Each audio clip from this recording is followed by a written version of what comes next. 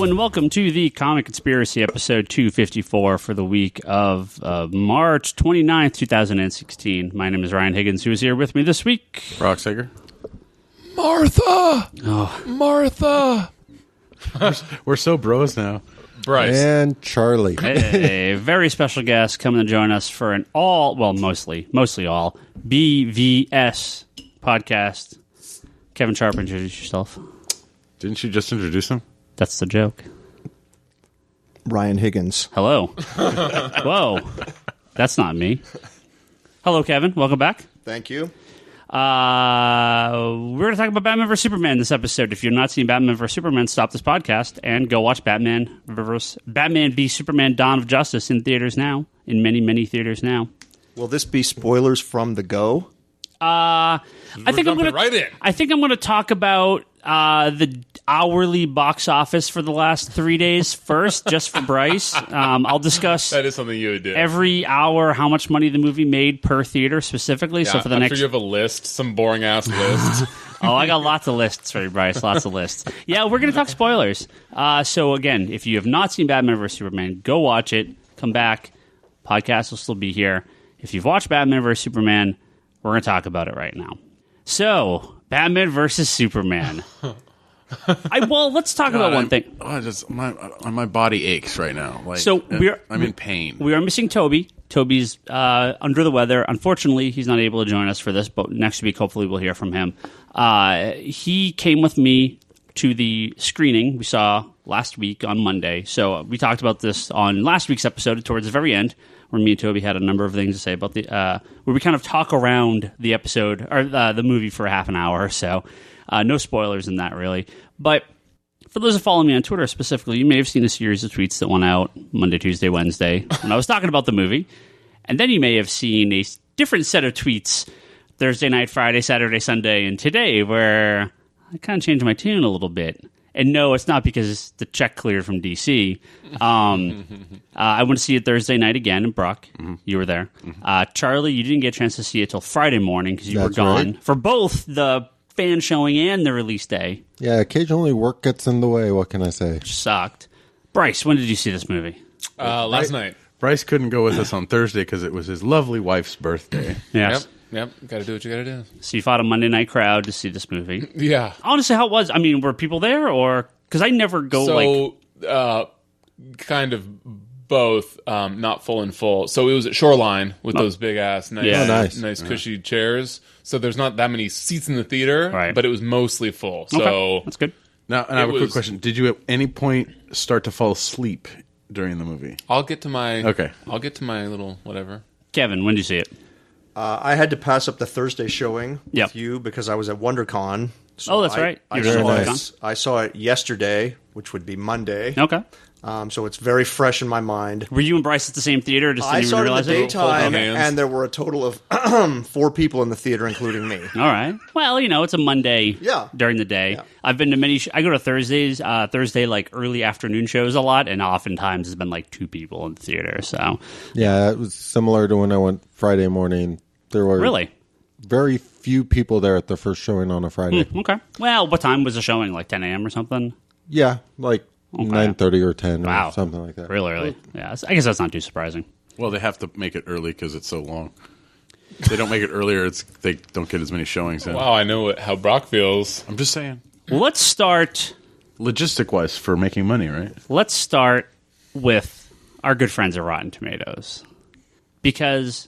when you have a movie open like this, a lot of people think these type of movies are kind of review-proof, if you will, right? The reviews almost don't matter. People are going to see them. Obviously, better reviews would probably do better. Worse reviews are going to make the movie do worse. This does have I believe, the second lowest review of a superhero movie since my perennial favorite, Green Lantern, at a whopping, as we record on Tuesday night, 29% on Rotten Tomatoes. It's gone down a little bit. Yeah, unlikely to change too much after this, which is about as low as you can really... It doesn't get much worse than that. When you start getting into the teens and the single digits, you've made some of the worst movies ever made. The audience score, 72%. That's pretty low for an audience score. Well, it's been going down steadily. Yeah, all week. It started at 99. That's like the one. That's the base. That's the baseline. Once you start like getting it opens officially, and you start getting it in. It's been mid-low 70s the whole time. It was Cinema Score was, I believe, a B, which puts it low for for audience reviews, because most of the superhero stuff has been A to A minus. I think even like Amazing Spider-Man was like B plus or something. So let's get the critical reviews out of the way. Now, if you heard me talking about this movie on Monday, that I saw on Monday, last week's podcast, I remember what I said on the podcast and what I tweeted, but I assumed this movie would review very poorly. And it did. That said, when I saw the movie a second time, maybe because of the bad reviews, because I kind of went in being like, man, I don't know what I think of this movie, if you heard me talk about this last week, I will fully admit that something clicked the second time I saw it, and I liked the movie a whole hell of a lot better the second time. And most of the people I was with that saw it on Monday as well, the second time we saw it, most of us thought the same thing. Even Toby, who really hated it the first time he saw it, he kind of wrapped his head around it. I'm kind of speaking for him a little bit. I think he still had major problems with it, but I think the second time through, I think he liked it a little bit more, but he kind of, again, was able to wrap his head around it. Let's start on the left, because I've kind of said a lot of my piece, some of my piece last week, but I've got some more things to say about it when we come back around. Let's start with Brock. Brock. Okay. You saw this movie with us. Yes, I did. When we left the theater, you were talking about, and full spoilers, talk about any part you want. And we'll do maybe at the end a kind of more rundown of some of the big elements of this movie. Mm-hmm. You were saying something about like action figures fighting, or like I didn't quite get your thing, and we talked about it the last couple of days. What's your take on this? I left the theater actually feeling kind of nauseous, like my stomach felt and it's not because I was hungry or anything. It was just like my body felt gross. Like I had been violated. But what I was saying is it's like somebody gave, it felt like somebody gave Zack Snyder these really beautiful toys and he didn't know how to play with them. For me, I really enjoyed Ben Affleck's portrayal of Bruce Wayne and Batman. I felt there was something missing from it, but I thought he did a good job. I'm not going to pronounce the names because I just butchered them. So, Gal Gadot did a fine job as Wonder Woman. Diana Prince, she looked amazing, hot, like just what she's supposed to when she's in normal attire. And then when she comes on the scene as Wonder Woman, you're like, oh, she let her hair down. It's on now, right? But for her, I think the difficult part I had was she was in the movie because she needed to get a digital file off of Lex's computers. Well, that's exactly why she was in the movie. But but for me, that wasn't a strong enough reasoning for me. It felt more like we're plugging the Wonder Woman movie, which they are. And then Jesse. I can't. Eisenberg. Jesse Eisenberg. Yeah. I'm horrible with names. You got to help me out here. That's fine. I thought he did a really good job as the mad scientist, crazy genius Lex. The kind of .com Silicon Valley take on him, I was sitting there going, am I watching The Social Network again for a minute? Well, that's on purpose. And then, but I felt like his character didn't have... It wasn't clearly defined what his drive was. Like, what was driving Lex Luthor at this? And then there was just a whole bunch of other things that kind of didn't fall into place. You know what? Real quick, I'm going to interrupt you only because I think I have a better way to do this. We're still going to go around. I still want to get everyone's opinions, but I actually want to talk about all the actors. Okay. If it doesn't blow your load, we're going to talk about all these guys. We'll go in circles for every single person. What you thought? You want to start there? Let's start with Ben Affleck. Do I have a choice? Do you want to do our overall at the end then? Yeah, we'll do the. Okay. Let's actually do there. Okay. Well, so finish up with Henry Cavill, and then we'll go around to these other guys. I want to do a quick download of the whole movie, and then maybe we do a round table. All right. So I'll finish. Okay. Finish your quick talk. Okay. So for me, there was way too many plot holes. The movie felt. It was 2 hours and 40 minutes long. It felt way too long for a single movie, but not long enough for a two-parter, because we've discussed this before. Like, there's something definitely missing. Overall, I could not it was cool to see things. Like, it was awesome to see the huge battle sequence at the end with Doomsday.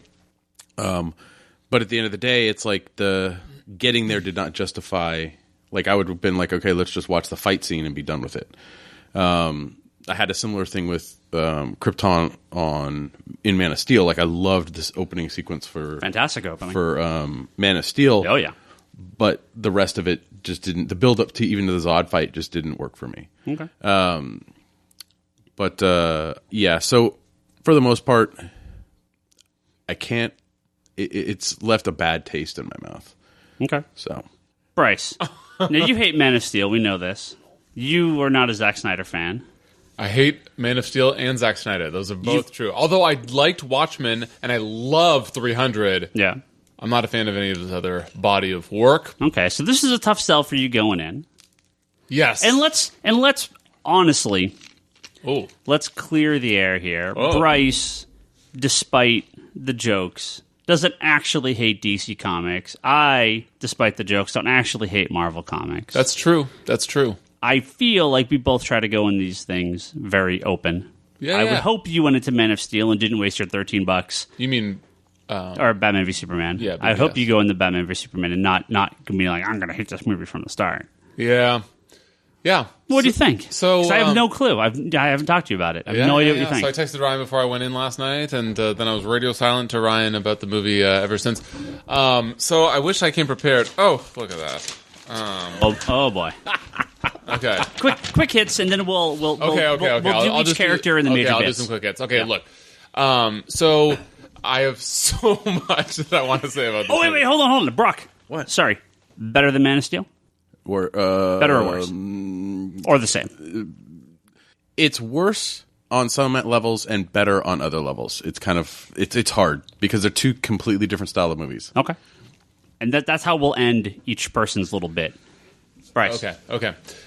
So I originally, about halfway through the movie, I was envisioning my Facebook post the following morning in the in the community thread, just saying "fucking woof," because halfway through I was just like, I hadn't smiled the whole movie. Nothing had happened since the opening scene, and I was just like, oh my god.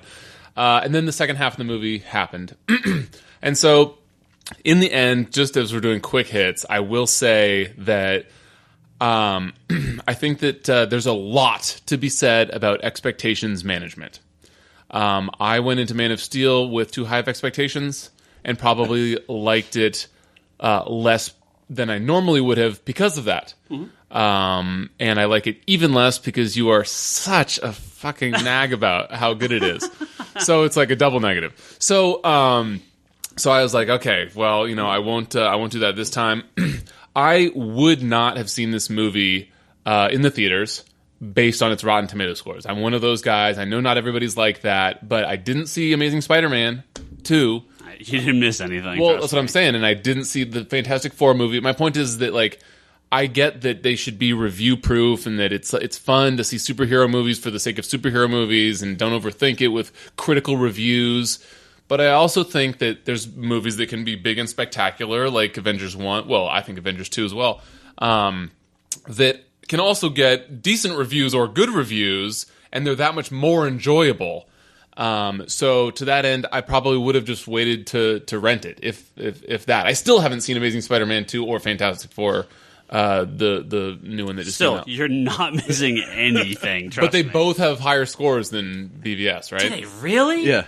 That can't be true. So anyway, Man of Steel has a higher score than. So I just wanted to say that I would not have seen this movie if I wasn't basically obligated to, due to this this hobby of mine that I take very seriously. So that said, with regards to expectations management, my expectations at the beginning, it was like great reviews coming out. Do you remember those first couple? Oh days? yeah, well, it was like they were very smart to put the fans in the theaters before the critics. We'll talk about this more later, but yes and no. They put the fans in the theater that first day. Anyway, I'll get to that when we come back around. But anyway, so all the early word was incredibly positive, and I was like, oh. wow, I would love to be wrong and have this movie be as awesome as the Nolan Batman movies, which are, Fantastic Four only has a 9% on the Rotten Tomatoes thing. It does. No, does it really? Yeah, with a 19% audience score. Okay. Fantastic Four has a 9? Yeah, you don't get any worse than that. I don't know if I've ever heard of a movie getting a single-digit score. No, Catwoman can't. If it's higher than 9, I'll be very surprised. Ryan, if you go down this rabbit hole, this will be a 4-hour show. So Bryce, Bryce, continue up. Oh, Catwoman is also a 9%. What's the audience? 18%. Little people. Well, I mean, Halle Bailey. I love how at 9%, naked, so. you know that it's probably that's probably whatever it is, 17 out of the hundreds of critics that actually liked it, and it's the same 17 people that just love Catwoman and Fantastic Four. So anyway, then following that early word, Rotten Tomatoes quickly entered in at like a 50% and then just dropped like a rock. Mm-hmm. And when I last checked, it was like 30%, and apparently now it's at 29%. So it's just been getting just worse and worse and worse. So my expectations were rock bottom when I went in last night. Plus, you wouldn't shut the fuck up on Twitter about how great it was. So I was like, well, you saw my early messages. If you thought I said it was great Monday and Tuesday, I don't know who you were looking at. That isn't on our little Facebook community thread. Ryan posted a very thoughtful piece. You did a good job on that. A day or two after, saying basically that he really likes the movie but had an asterisk with it. And then after seeing it on Thursday, he's like, oh, I may need to take down my post about reviewing this movie because it's too negative, even though it's literally about how he likes the movie. It's like, it might I'll get to that. This piece about how I like the movie is too negative. I'll get to that.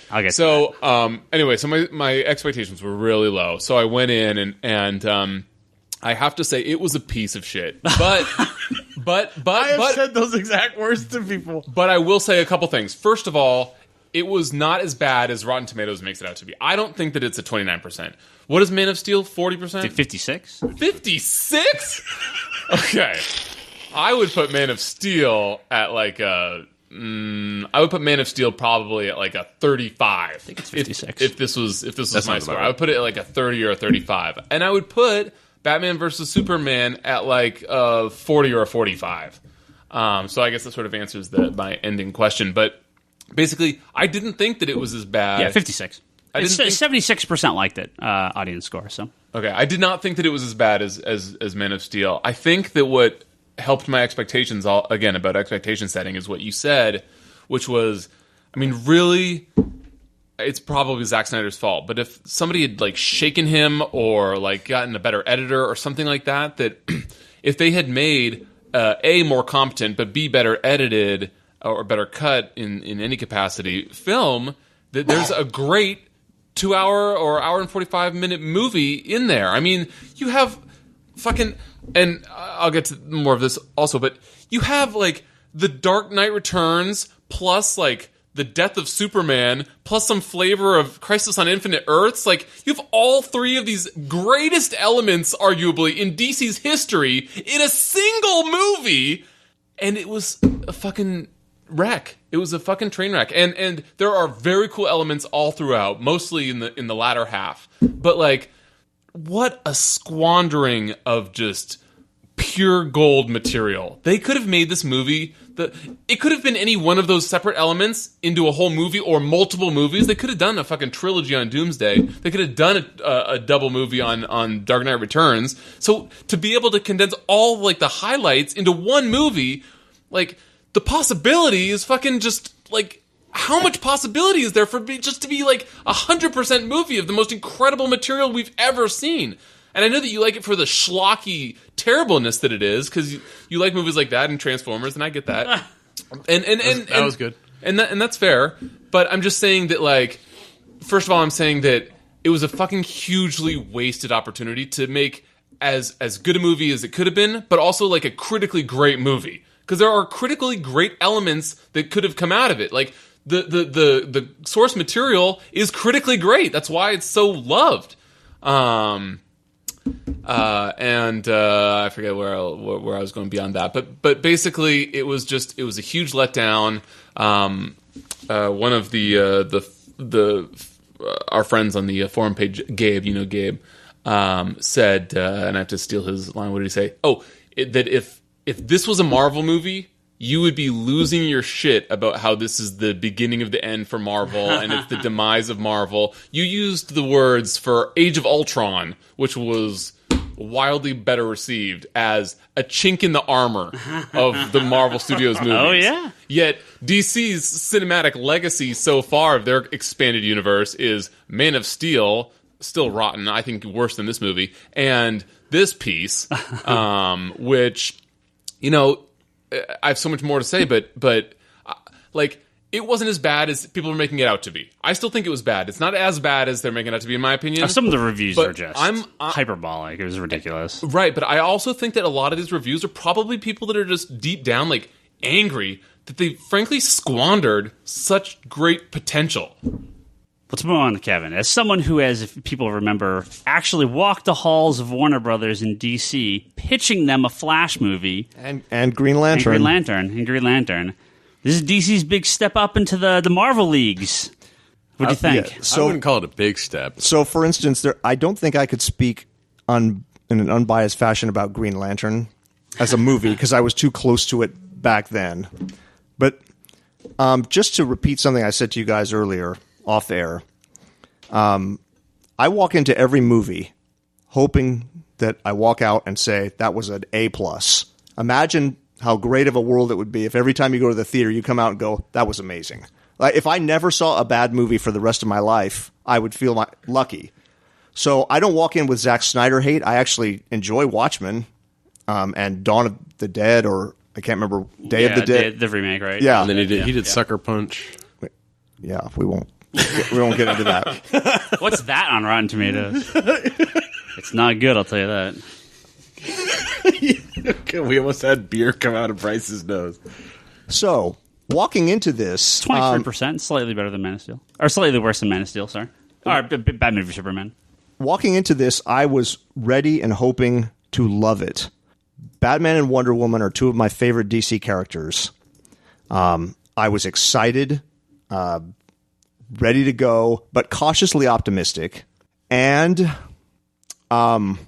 as I also said to you guys off the air, and Bryce and Charlie, I'll say it on the air, if I hadn't known Wonder Woman was coming in costume in action later in the movie, there was a point I would have walked out. Now, having worked in the sausage factory in my previous life, this movie really felt to me like a film that had multiple writers coming through.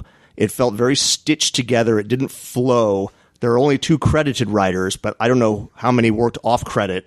One of my early comments was, I feel like Zack Snyder had a Batman vs. Superman movie. What are you doing? Well, I'm reinforcing his point.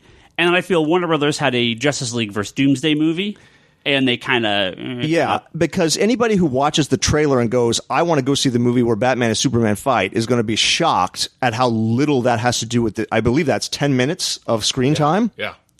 Now... one of my favorite comics as a kid, besides Justice League, was World's Finest. I don't need my movie Batman and Superman to be best friends. I get it that we're past that version of the characters. That's fine. They can be antagonists. They can be uneasy allies. There's been a whole different variety of relationships between those two characters. When we come to the point where, spoilers... Oh, yeah, spoil away. With Batman standing over Superman with a kryptonite spear about to kill him, I look at that on the screen...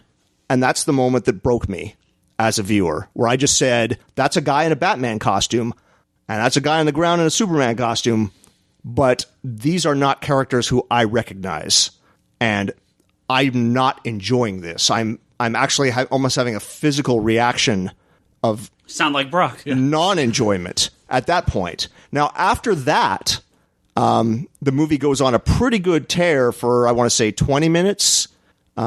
with some Batman action, and then the 3 heroes battling Doomsday, where I was enjoying myself. I'd call it 20 minutes.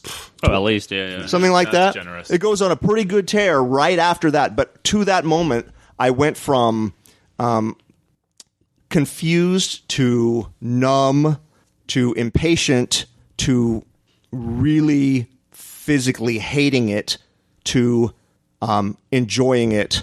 And I walk out of the theater kind of with whiplash.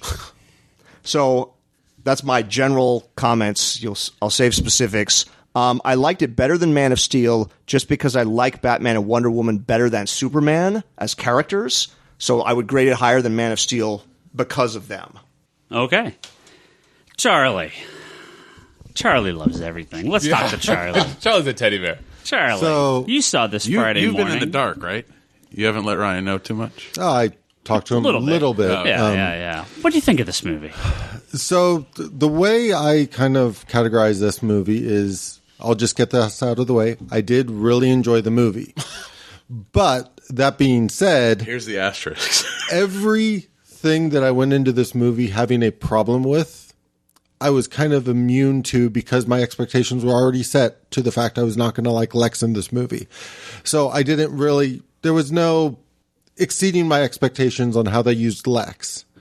Just like in terms of like Amy Adams as Lois Lane, like she's just like a placeholder to me. Just like Jesse Eisenberg's kind of like a placeholder for Lex. They don't really embody those characters in such a way that I want to hold them up and be like, they did a great job in this movie. It's more just along the lines of they were in this movie. That being said, when you kind of accept the flaws that you're already aware of going in from the trailers, it exceeded my expectations on a lot of levels on stuff I didn't know. Like, I admit, I was very, very happy early on in the movie when they revealed that, like, Clark and Lois had gotten together and she already knew that he was Superman and certain aspects of it there. They did a very good job of sort of progressing the world along. And I'm still sort of interpreting it like Batman was basically retired prior to Man of Steel. So he spent this amount of time getting in fighting shape and doing all the Batman preparation that you would think he would go through to take on what he perceived as a threat big enough that he couldn't just wait and see how it resolved itself because it could be too late. Yeah, it's not clear how much he was doing right before the movie. I mean, obviously he was trying to get the kryptonite and everything, and he'd been working that for a while, but it's not clear if he's been retired or what's going on. The only reason I kind of consider it as most likely retired is they make it seem like Batman suddenly become big news again. Right. Like, they never specifically say the Batman's back, but it's like... Well, he's big news because he's now branding people. Well, yes. So, like, that aspect of it, and especially when you kind of go into the source material with Dark Knight Returns, like, when Batman's old, coming out of retirement, and not at his physical peak anymore, he does tend to be much more vicious and much more... I don't want to say controlled, but more calculating in terms of you break the kneecaps, you greatly injure people because if they get back up, he's not sure how long he can keep going. And I thought that in this movie, they sort of communicated the age of Batman very well that way, in the way that there were a number of times his reactions were not dead on. He was not one step ahead of everything. He just stack the deck in his favor in a lot of ways. Oh, that's Batman, right? Yeah, exactly. But that's Batman, especially as he gets older and a little bit slower and that kind of thing. And because of sort of that, and because when you deal with sort of like the Dark Knight source material, it was pretty much a tank in Dark Knight. And there were a lot of aspects to a lot of this. And I kind of find it funny that in general, we apply just going to sort of the Man of Steel hate for a moment, we apply a different logic when it comes to movies than we do to comic books and a lot of this stuff. Because in comic books, unless somebody specifies a death toll, we just accept somehow people survived. Like, it doesn't matter how many buildings Superman gets thrown through. It doesn't matter. Yeah. Like, this kind of stuff happens in comic books all the time. But because it's on the big screen and you see people running, the assumption is massive amounts of people die. And you get into the same kind of feeling with this movie as all this stuff is going on. It's like, well, that person's probably dead. That person's probably dead. But as I said, until they specify a death toll, like they have in comic books a number of times, like with the death of Superman, they talked about the number of people missing, the number of people dead and stuff after that. So I guess this is my roundabout way of saying all the stuff that from watching the trailers, you kind of went, this bothers me and probably won't work. you're pretty much dead on correct. But that being said, they held enough back from the trailer that it managed to exceed my expectations, and I came out of the movie really enjoying it. Okay, if I can just ask, what the heck did they hold back on the trailer? I feel like the trailer... Oh, no. I the only trailer saw- was nothing like the movie. That's the thing. No, I agree with that, but I feel like the trailer spoiled so many of the good... I mean, it spoiled one of the two jokes of the movie. The trailer shows like 1/100th of the last half an hour of the movie, and that's it, and nothing else, nothing from any other part of the movie. Right, and what I'm saying is that it spoils a movie that so the good part of the movie is the battle, and it spoils Parts of it. parts of the battle. Sure. And that's the only good part of the movie. Well, I don't agree. So you don't know from the trailer what I'm saying. Sorry if I'm doing this poorly. What you don't know from the trailer is that their fight is only 10 minutes of this almost 3-hour movie. no, the trailer's not indicative of the movie. But to go into the other side of it, I do completely agree with Bryce in the way that I kind of feel like there were aspects of this movie similar to Age of Ultron, because I kind of feel like a lot of people felt the same way about Age of Ultron, where there was stuff inserted with the specific intention to lead into the Justice League movie and lead into future movies, that because it was inserted, it feels very out of place, and it kind of throws off a lot of the pacing and feel of the movie. And I do feel like this is one of those examples Wonder Woman's where story arc. no, I loved everything they did with Wonder Woman, and the idea How about her checking her email, though? Come on. Yeah, like that whole thing was inserted. Let me double click on all these icons while the audience watches. the fact that Forgot the scene where Bruce Wayne got her email address. yeah, while everybody That's right. Oh, were you about to leave on the plane? while everybody was so focused on Superman's around now, Lex took it one step further to the idea of, if Superman's around, there are probably others around. And while everybody else is so focused on one man, Lex is already a few steps ahead, which is the one of the only instances in this movie where I think it actually communicated Lex's intelligence. Other than that, I kind of feel like going to the Kryptonian ship and being like, teach me how I can create a monster, was just like a big... Can we please talk about how this Kryptonian ship with this crazy cloning technology and flying little alien pods is just duped by this little biometrics handprint scan? It's like, we can fly in between galaxies, but, shave off the fingerprints like they do in Nicolas Cage's National Treasure, and we'll be able to, you'll be able to decrypt this. He didn't even do a decent job of painting him back on. They were just look like flaky skin about to come off. It's like, oh, you must be Zod. But then the computer refers to him as Alexander Luthor later. Yeah. And it's like taking orders from him. He only needed to get in just to be like, oh yeah, and I'm Zod, and transfer everything over to this guy. Okay, done. Yeah. And I mean... God, there are people at AAA that are want more details than that. I accept the fact that this is the Doomsday we're going to get. And in fact, I actually thought Doomsday was fine in the end. But I admit, I don't like that's how they created the Doomsday in this case. But I did like the fact that the Kryptonian ship acknowledged this was already a path the Kryptonians had gone down, suggesting they had already created Doomsday, which is directly out of the comic books origin. So, it was for me. It was they had gone with the Bizarro. Like, for me, it was more Bizarro's origins than it was Doomsday's origins. But they kind of meshed them together. Well, the origin of Doomsday is the Kryptonians played with genetics and kept basically killing this creature and bringing it back to life over and over and over until it evolved to the point of becoming Doomsday. Right. Which you see in this movie to a degree with sort of the smooth-looking monster until the battle escalates and escalates and escalates. And with the absorption of sort of the stuff being... It was literally kind of involving in front of them, shooting out little armor bone kind of like... No, the end product was Doomsday, but getting there was Zod's dead body and Lex's DNA, which is setting up clones and Bizarro and all that stuff. So I agree the Lex's blood part was not necessary at all. I don't think he drips blood onto Zod, onto poor Michael Shannon's nose. And then it's like, oh, so you want to make a Doomsday? Oh, okay. Okay. No, but Drip it up his nostril. That'll. As I said, I would have preferred. Like, did it have to be on his face? Like, I absolutely would have preferred if Lex was tweaking with Kryptonian DNA. You're totally in a lab. misreading that scene, too, by the way. Lex's blood had nothing to do with creating Doomsday. He put his blood into Doomsday, so it's him killing Superman. That's the only reason his blood is in there. His blood doesn't make Doomsday.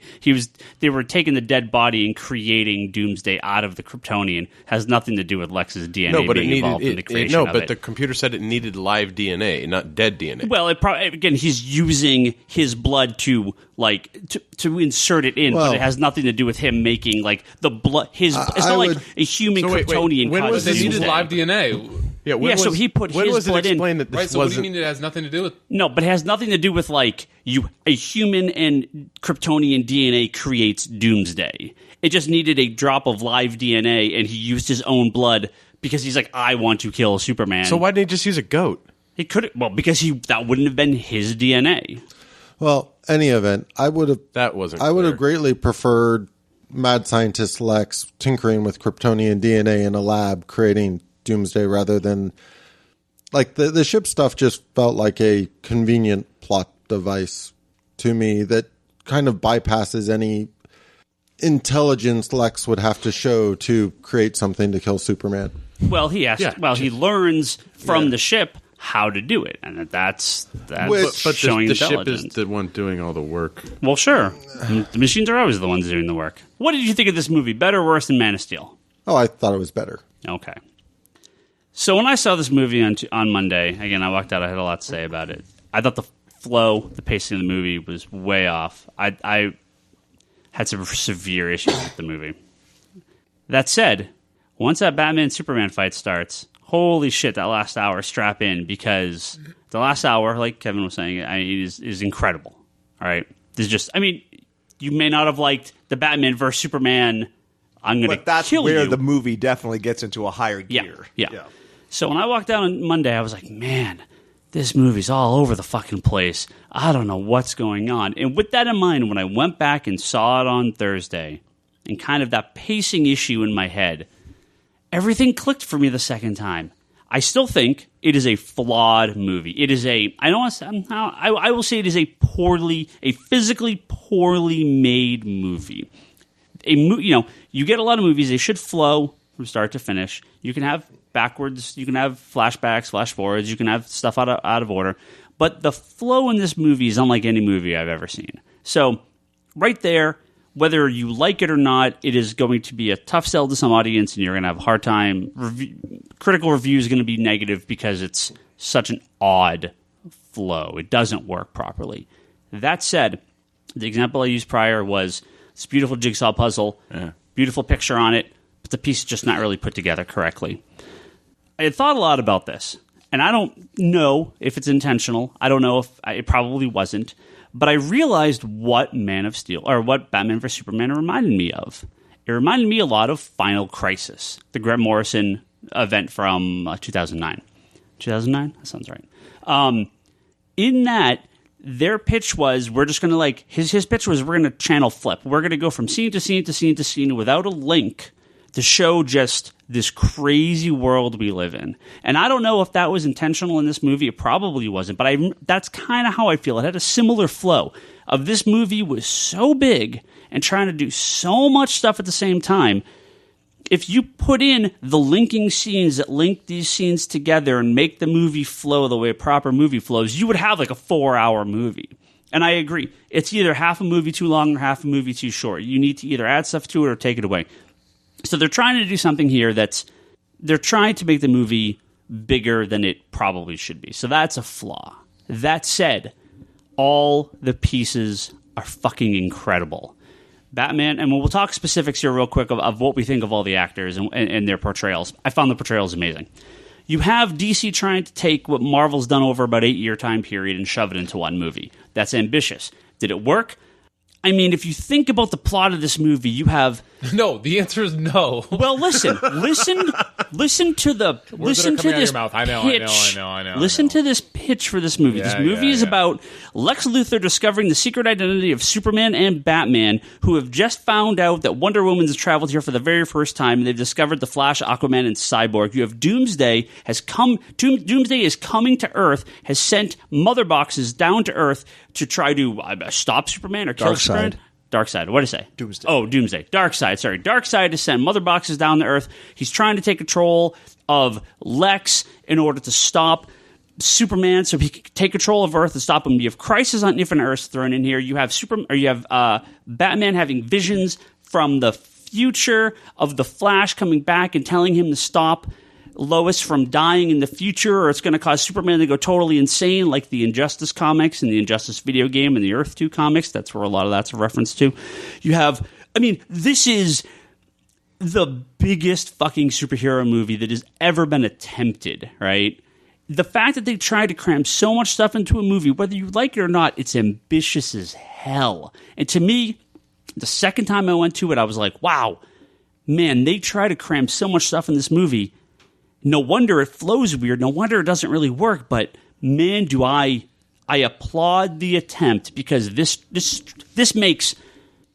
And here's where I'm sure I'll get lots of boos from the left side of the table. But it makes the Marvel movies look like a Saturday afternoon stroll in the park. The fight of Batman versus Superman makes anything that's going to happen in Civil War look like a little kid's slap fight at the playground of the local elementary school. This movie is so fucking brutal and so over the top with its action and violence. It makes the Marvel movies look ridiculous in comparison. It's just so PG in comparison. It attempts to do so much stuff in one movie. For most people, that's a failure. For me, as a fan of Crisis on Infinite Earths and Final Crisis and Infinite Crisis and all the Jeff Johns comics, this is a comic book come to life. It tries too hard. Giant crisis. It tries way too fucking hard, and for that, it's a failure. But for me and for some people, because I've heard from a lot of people, yeah, I'm sure the DC apologist fanboy brigade that follows me on Twitter, I'm sure, you know. Are you fucking denying that? No, I'm not. I'm acknowledging. I'm preempting. I'm preempting Bryce's comment. Yeah. Many people like this movie, and I totally understand the people that hated this movie. Totally get it. Man of Steel, I don't. I don't get the hate for Man of Steel. I will argue Bryce to the end of the earth. I think Man of Steel is a well-made movie, and I think the hate for Man of Steel is ridiculous. I get the hate for this movie, but goddamn, it's so big that. It clicked. Everything clicks with me the second time. Can I just piggyback off one thing that you just said? That's one of the reasons I was kind of looking forward to this and Suicide Squad. Yeah. Is that the Marvel movies have a formula down. Oh, yeah. Kind of like, and this is not meant to be an insult, eating at In-N-Out. Sure. It's going to fall, for me, all of the Marvel movies fall in the A to B grade range. I agree. It's a safe formula, and I'm not using safe as a negative term. No, you know what you're going to get, and they deliver that product every time. I have gone in and out once or twice and had real bad shits like Toby the next night. But okay, well, then pick a different... Iron Man. No, I'm talking about Iron Man 3. Oh, yeah, and maybe a little bit Incredible Hulk. Whereas watching this movie, and again, Suicide Squad, which I know nothing about, were exciting prospects because I didn't know if it was going to be great or horrendous. Yeah. I know Civil War is going to be good. Yeah. That's a safe bet. Yep. This, I had no idea, and that's exciting to me. And I want to say, like, I'm not saying the Marvel movies are bad in any way, shape, or form. As we have said on every episode, I have liked to loved almost every single one. But like you said, yeah, you absolutely know what you're going to get. We've gone through so many of these movies now. They are very safe. And I feel you're unlikely to get a Marvel movie in the same vein as Batman v Superman, Man of Steel, or the Suicide Squad. You mean one below 60% on Rotten Tomatoes? Well, but it's very easy to do fun, barely PG-13. Dude, I already have to stop you. It's very easy. Yeah. They're like 11 for 11 or whatever it is. All the Like, Marvel what do you mean it's movies have- If it's so easy, why didn't DC do it? But because DC's not going that direction. All the Marvel movies have exactly the same tone. They all have exactly the same light humor, very fluffy, very fun, very exciting. But they all have one tone. Okay. You have So- Batman v Superman, Man of Steel, Suicide Squad looks a little bit different. You have the potential for Flash. In Justice League, they're already coming out ahead of it saying, hey, Justice League is going to be a lot lighter. It's the whole team. It's going to be kind of, it's not... Yeah, but they're doing that in response to the negative reviews of the dourness of these past two Zack Snyder movies. They're doing it in the exactly direct relation to that. You're not wrong. You're not wrong. But... Like the only time you'll say that to me tonight. No, and I don't disagree with the complaints you guys have with the movie, but I like it. It works for me. So you it haven't answered your own little It tries riddle, to do something different. Man of Steel or BVS. I'm a little bit like Brock. I think there are some stuff it does better. I feel as a physical movie, it's not as focused, and the pacing in it's a flawed movie. Man of Steel to me So was just like Brock, you're going to cop out of a grab your balls movie. answer. Whereas I thought Man of Steel was an A, I will probably end up giving Batman v Superman a B, but it has that little asterisk on it of You do love your asterisks. there's better than Man of Steel parts in it, but I feel it is a flawed movie at the end of the day. But damn, does it try.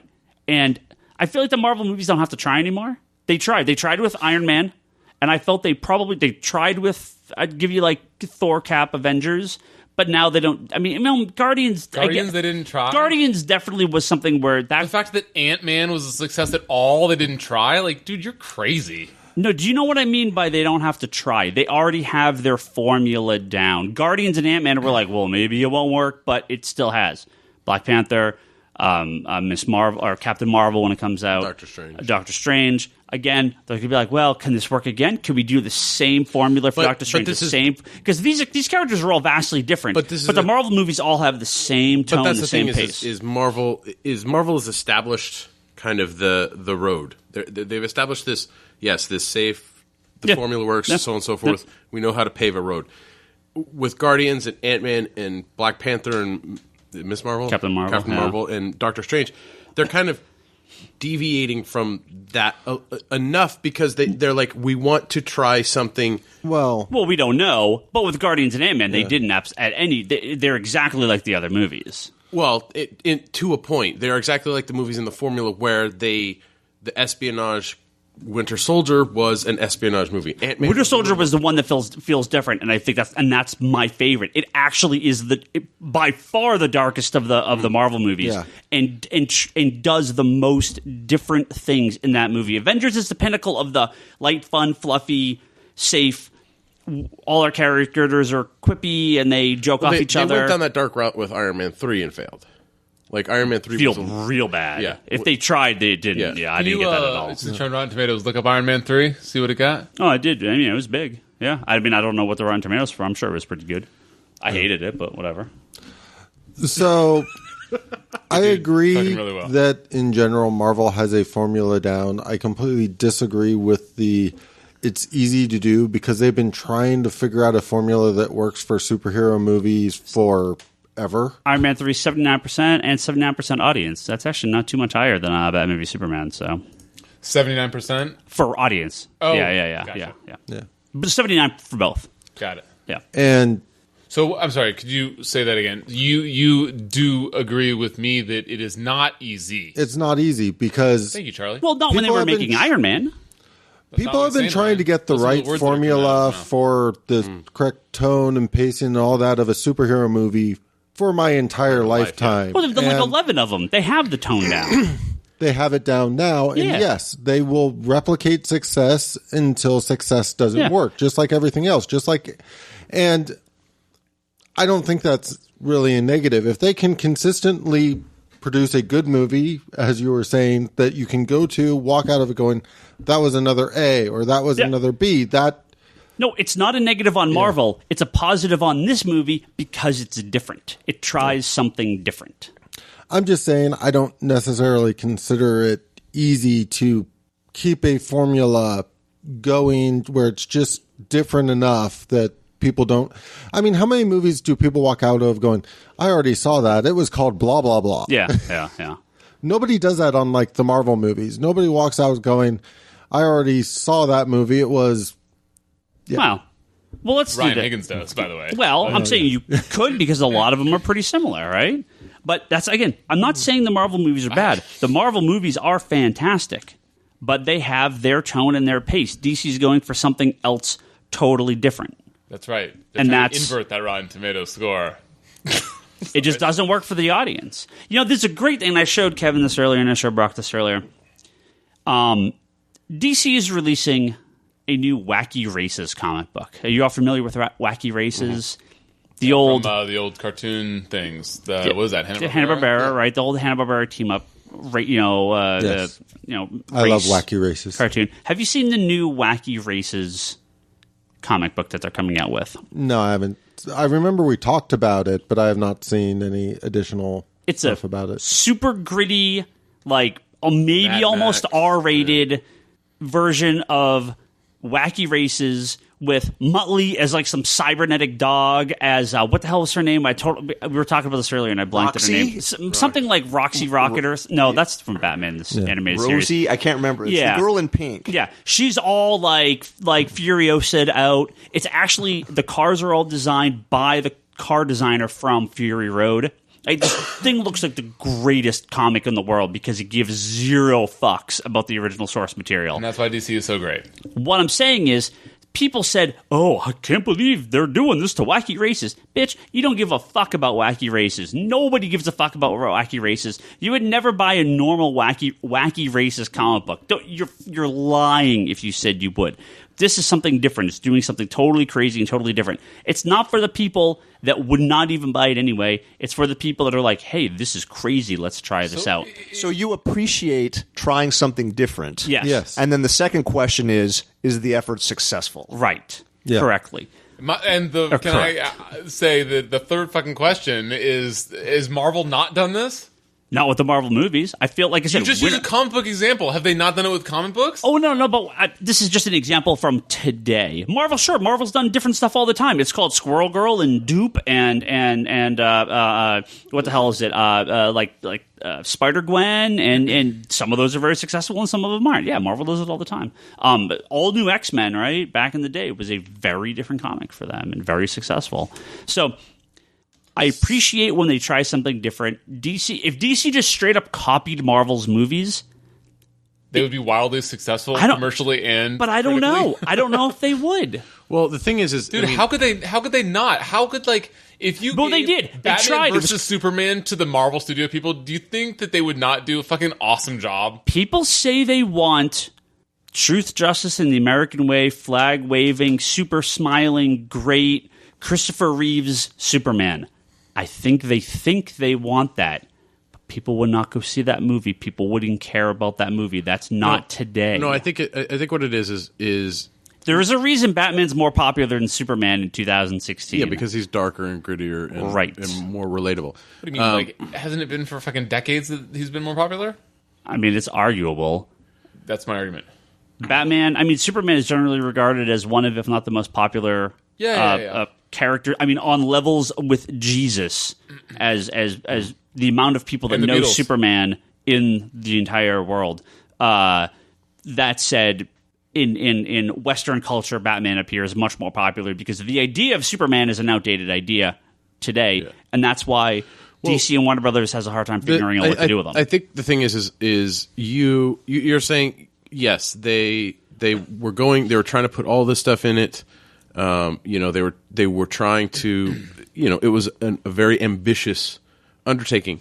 Very. But I think that it doesn't show any evolution in understanding the audience base, because you look at how polarized people are with Man of Steel, and how They made $420 million over the weekend. They know their audience base. Well, they're no. crying them sleep. They know with their huge bags of money under their. They know their audience base. They know their audience base. That's why they tacked Batman on the front of this movie. Oh, they didn't tack Batman on the front. Let's actually fix this real quick. You have Man of Steel. You have Batman vs Superman. This is not a Batman vs Superman movie. This is a Batman movie, pure and simple. This is Superman through the eyes of Batman. You now have a Wonder Woman movie coming up, and then you will have the Justice League movie. I mean, Suicide Squad's in there too, but you have one Superman, one Batman, one Wonder Woman, Justice League. Let's be honest. This is in no way, shape, or form a Superman movie. This is 100% a Batman movie. Do you remember Except the way it ends. Yeah. Do you remember when Man of Steel came out and you were so stoked when they announced the sequel? Well, this you were originally you were flying that flag. For so originally, long this about- was called Man of Steel 2. Oh, I'm very And then familiar. at some point, it completely became a Batman movie. Because- when they realized that it was a terrible movie and they needed to get Batman. No, on no, the it was title card. it was after the reviews of Man of Steel. Like, didn't No, I don't think it was after the reviews of Man of Steel. Like, it was after the box office of Man of Steel. Did you want to talk about Batman in the movie? We will. In this We will. movie? Well, let's talk about that right now. Let's talk about Superman with Superman. If you like Henry Cavill, I wanted Man to of Steel. finish on that little thing. I think they did it, but they turned it way too far. To Batman? No, to the grittiness and darkness and they and that's did. the thing is They like, admit it.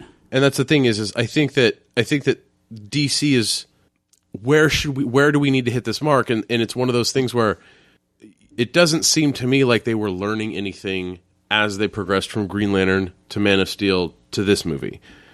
You know, and the thing is like, well, they're not Marvel movies. I understand they're not Marvel movies, but when something works in whatever media you're in, if something works, you utilize it, right? If there's a game company that designs a coding or whatever that makes physics look a little bit better, you borrow those physics for your game to make your game better. So you want to make the movie a lot like the Injustice video game, one of the most popular video games of the last generation, and the Injustice comic, the most popular digital comic on the market. Oh, look, they did. No, they paid homage to it with an armored Flash and to Death of Superman, the most successful comic book of all time, and Batman Dark Knight Returns, the most popular Batman story of all time. Yeah, but the thing is they were trying to cram too much stuff in there. No, I know. I don't disagree. It's like trying to cram too many clowns into a clown car. I mean, it's a little bit where they kind of took they took all the greatest hits and tried to shove it into one, and I don't disagree. I feel like they've tried to put too much, but I think that's too much for 2 hours and 40 minutes. Yeah. Would have been too much for 3 hours and 30 minutes? No. Well, it would have been perfectly fine. But that's 2 movies. You don't have a 3.5 hour movie. Well, days. I mean, even before this came out, they announced the DVD Blu-ray version was going to be a half hour longer and rated R. They had a very important edited scene that was released Monday online. It was super important. It's Lex Luthor in the ship getting captured by the government. Oh, and before he gets captured by the government, he's talking to, the belief is Steppenwolf, one of Darkseid's generals. It's not 100% clear if it's Steppenwolf, but that's the assumption. And so fucking Steppenwolf was his son. Fucking Darkseid's coming. No. Is he one of it? No, I don't think he's one of his. No, you're thinking of Orion or Calabac. I Calabac. thought he had 2 sons though. Calabac and Orion.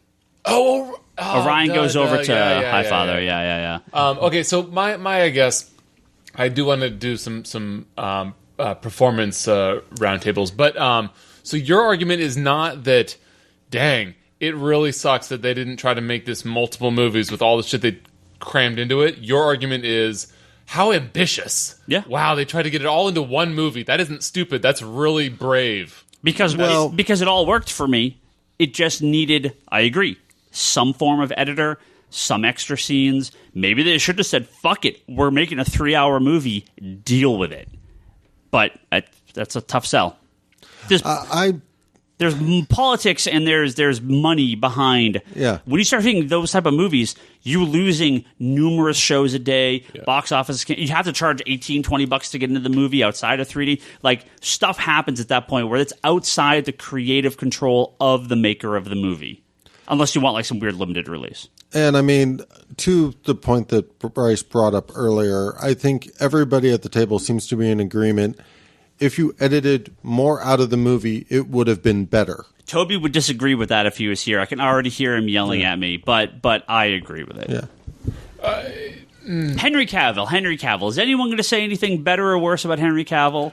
If you liked him in Man of Steel, you liked him in this. Performances? Yeah, if you didn't like, I don't think there's much to say about Henry Cavill or Amy Adams. Well, if you liked him, you liked him. You didn't. I think in this movie, it's the same as Man of Steel. I think in this movie he did a better job as Superman. And a lot of people disagree with you on that. Well, I thought he did a better job as Superman because I disagree with Brock.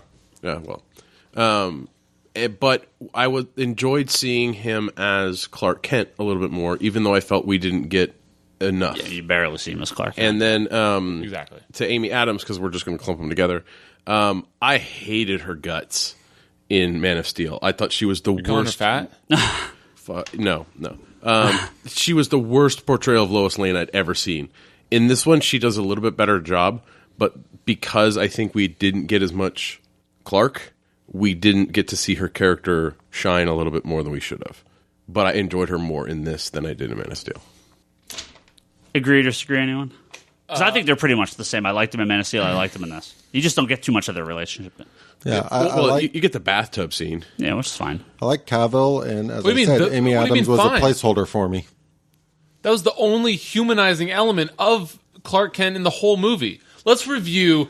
When he crashes down in the desert and he looks at her and she just puts her arms down and gives him that look and he just smiles and takes out that terrorist. That's a great scene. So you say fantastic scene. Little sidebar. You say takes out that terrorist. In your opinion, did he kill that terrorist? Just wondering. No, the wall killed him. Just like Batman, whenever he blew up all those cars and I've boats heard and all the your- people I know. inside of it. Like, no. Batman didn't kill any of those people. The cars killed him. I've heard It wasn't Batman's I've fault. Heard you tweet. You've tweeted that like 1,000 times. We'll talk about that later, though. Yeah. Oh, come on. Did he kill the Comic book terrorist? logic. It doesn't matter. Unless doesn't they matter. specify a body count, Charlie? nobody died. Ding, ding, ding, ding, ding. Oh, can I just say? Haven't you been saying Can this I the whole just podcast? say? He fucking has. For all the Please, people dude. Fuck. that hated Man of Steel because of the hundreds of thousands of people that were killed and the millions of dollars in property Yeah, I have damage, that as a bullet point with 4 sub-bullet points right here. this movie is 2 giant middle fingers to you fucking pricks out there. Dude, I totally disagree. Where every scene was like, hey, guess what? Metropolis is totally empty after work. Why? Because we're a fucking movie. Fucking deal with it, you goddamn condescending cunts. I hate. That was one of my least favorite parts of Man of Steel was the complaints about that. When I saw this movie, I laughed so hard. I bet you did. At those scenes, whenever they were just like, everything, Strikers Island totally empty, Metropolis totally empty. Fuck you, fanboys, you goddamn whiny bitches. Yeah. Fuck you. I loved it. I'm sure This that, movie gives 0 fucks about the annoying people on the internet that hate this movie. Dude, I wildly disagree with you. The best part was the Batman Bruce Wayne or the Bruce Wayne scenes in the beginning of the movie had more people running and dealing with the Zod and Superman fight than Man of Steel had at all. That's totally incorrect, but comments like that is why they did this. To finish off the Henry Cavill, Amy Adams. Yeah. Wait, The filmmakers were in a little bit of an awkward position here because those not Henry Cavill, Amy Adams, Lawrence Fishburne are signed for a sequel to Man of Steel. Right. So you're paying them. I thought there was way too much Lois Lane for this movie. There really And I wasn't didn't that need much. as many. Nothing against Lawrence Fishburne. I didn't need that many Perry White scenes. I mean, think of how many scenes where he's yelling for Kent. Well, it's Yeah. because you're paying him. You've contracted him for a Man of Steel sequel. Yeah.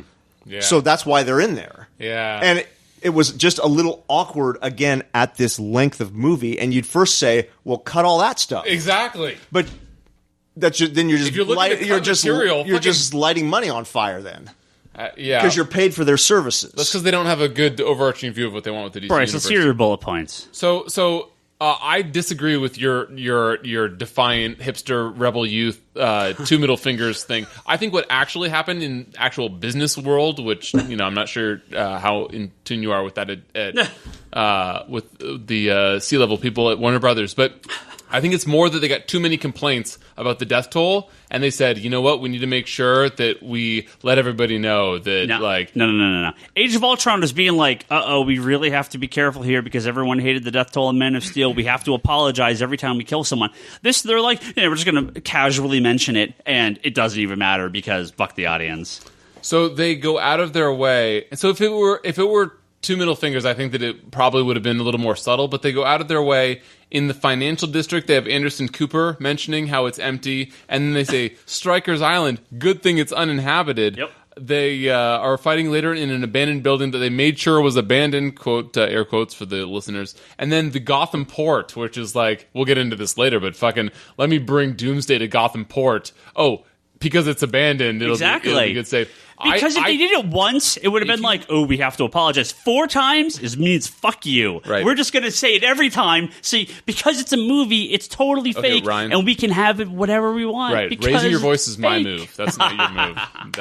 That's what I do to get your attention. So anyway, Furious nature of I this disagree that it's middle fingers. I think that it's the brass from up top saying, you guys were like Zack Snyder, you were out of fucking control. And by the way, at the beginning of the movie, when when Bruce Wayne is in Metropolis and it's like sort of recapping that, and that ship is like, I thought that it was fucking phasing through buildings because it was just going through so many buildings, but it was like, no, that opening scene is so good. It's actually like half decapitating all of these buildings, and I also loved.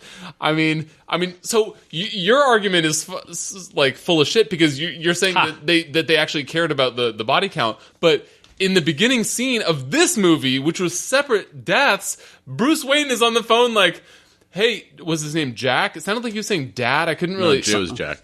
So it was like, Jack, get everybody out of the building. But he calls him, and the fucking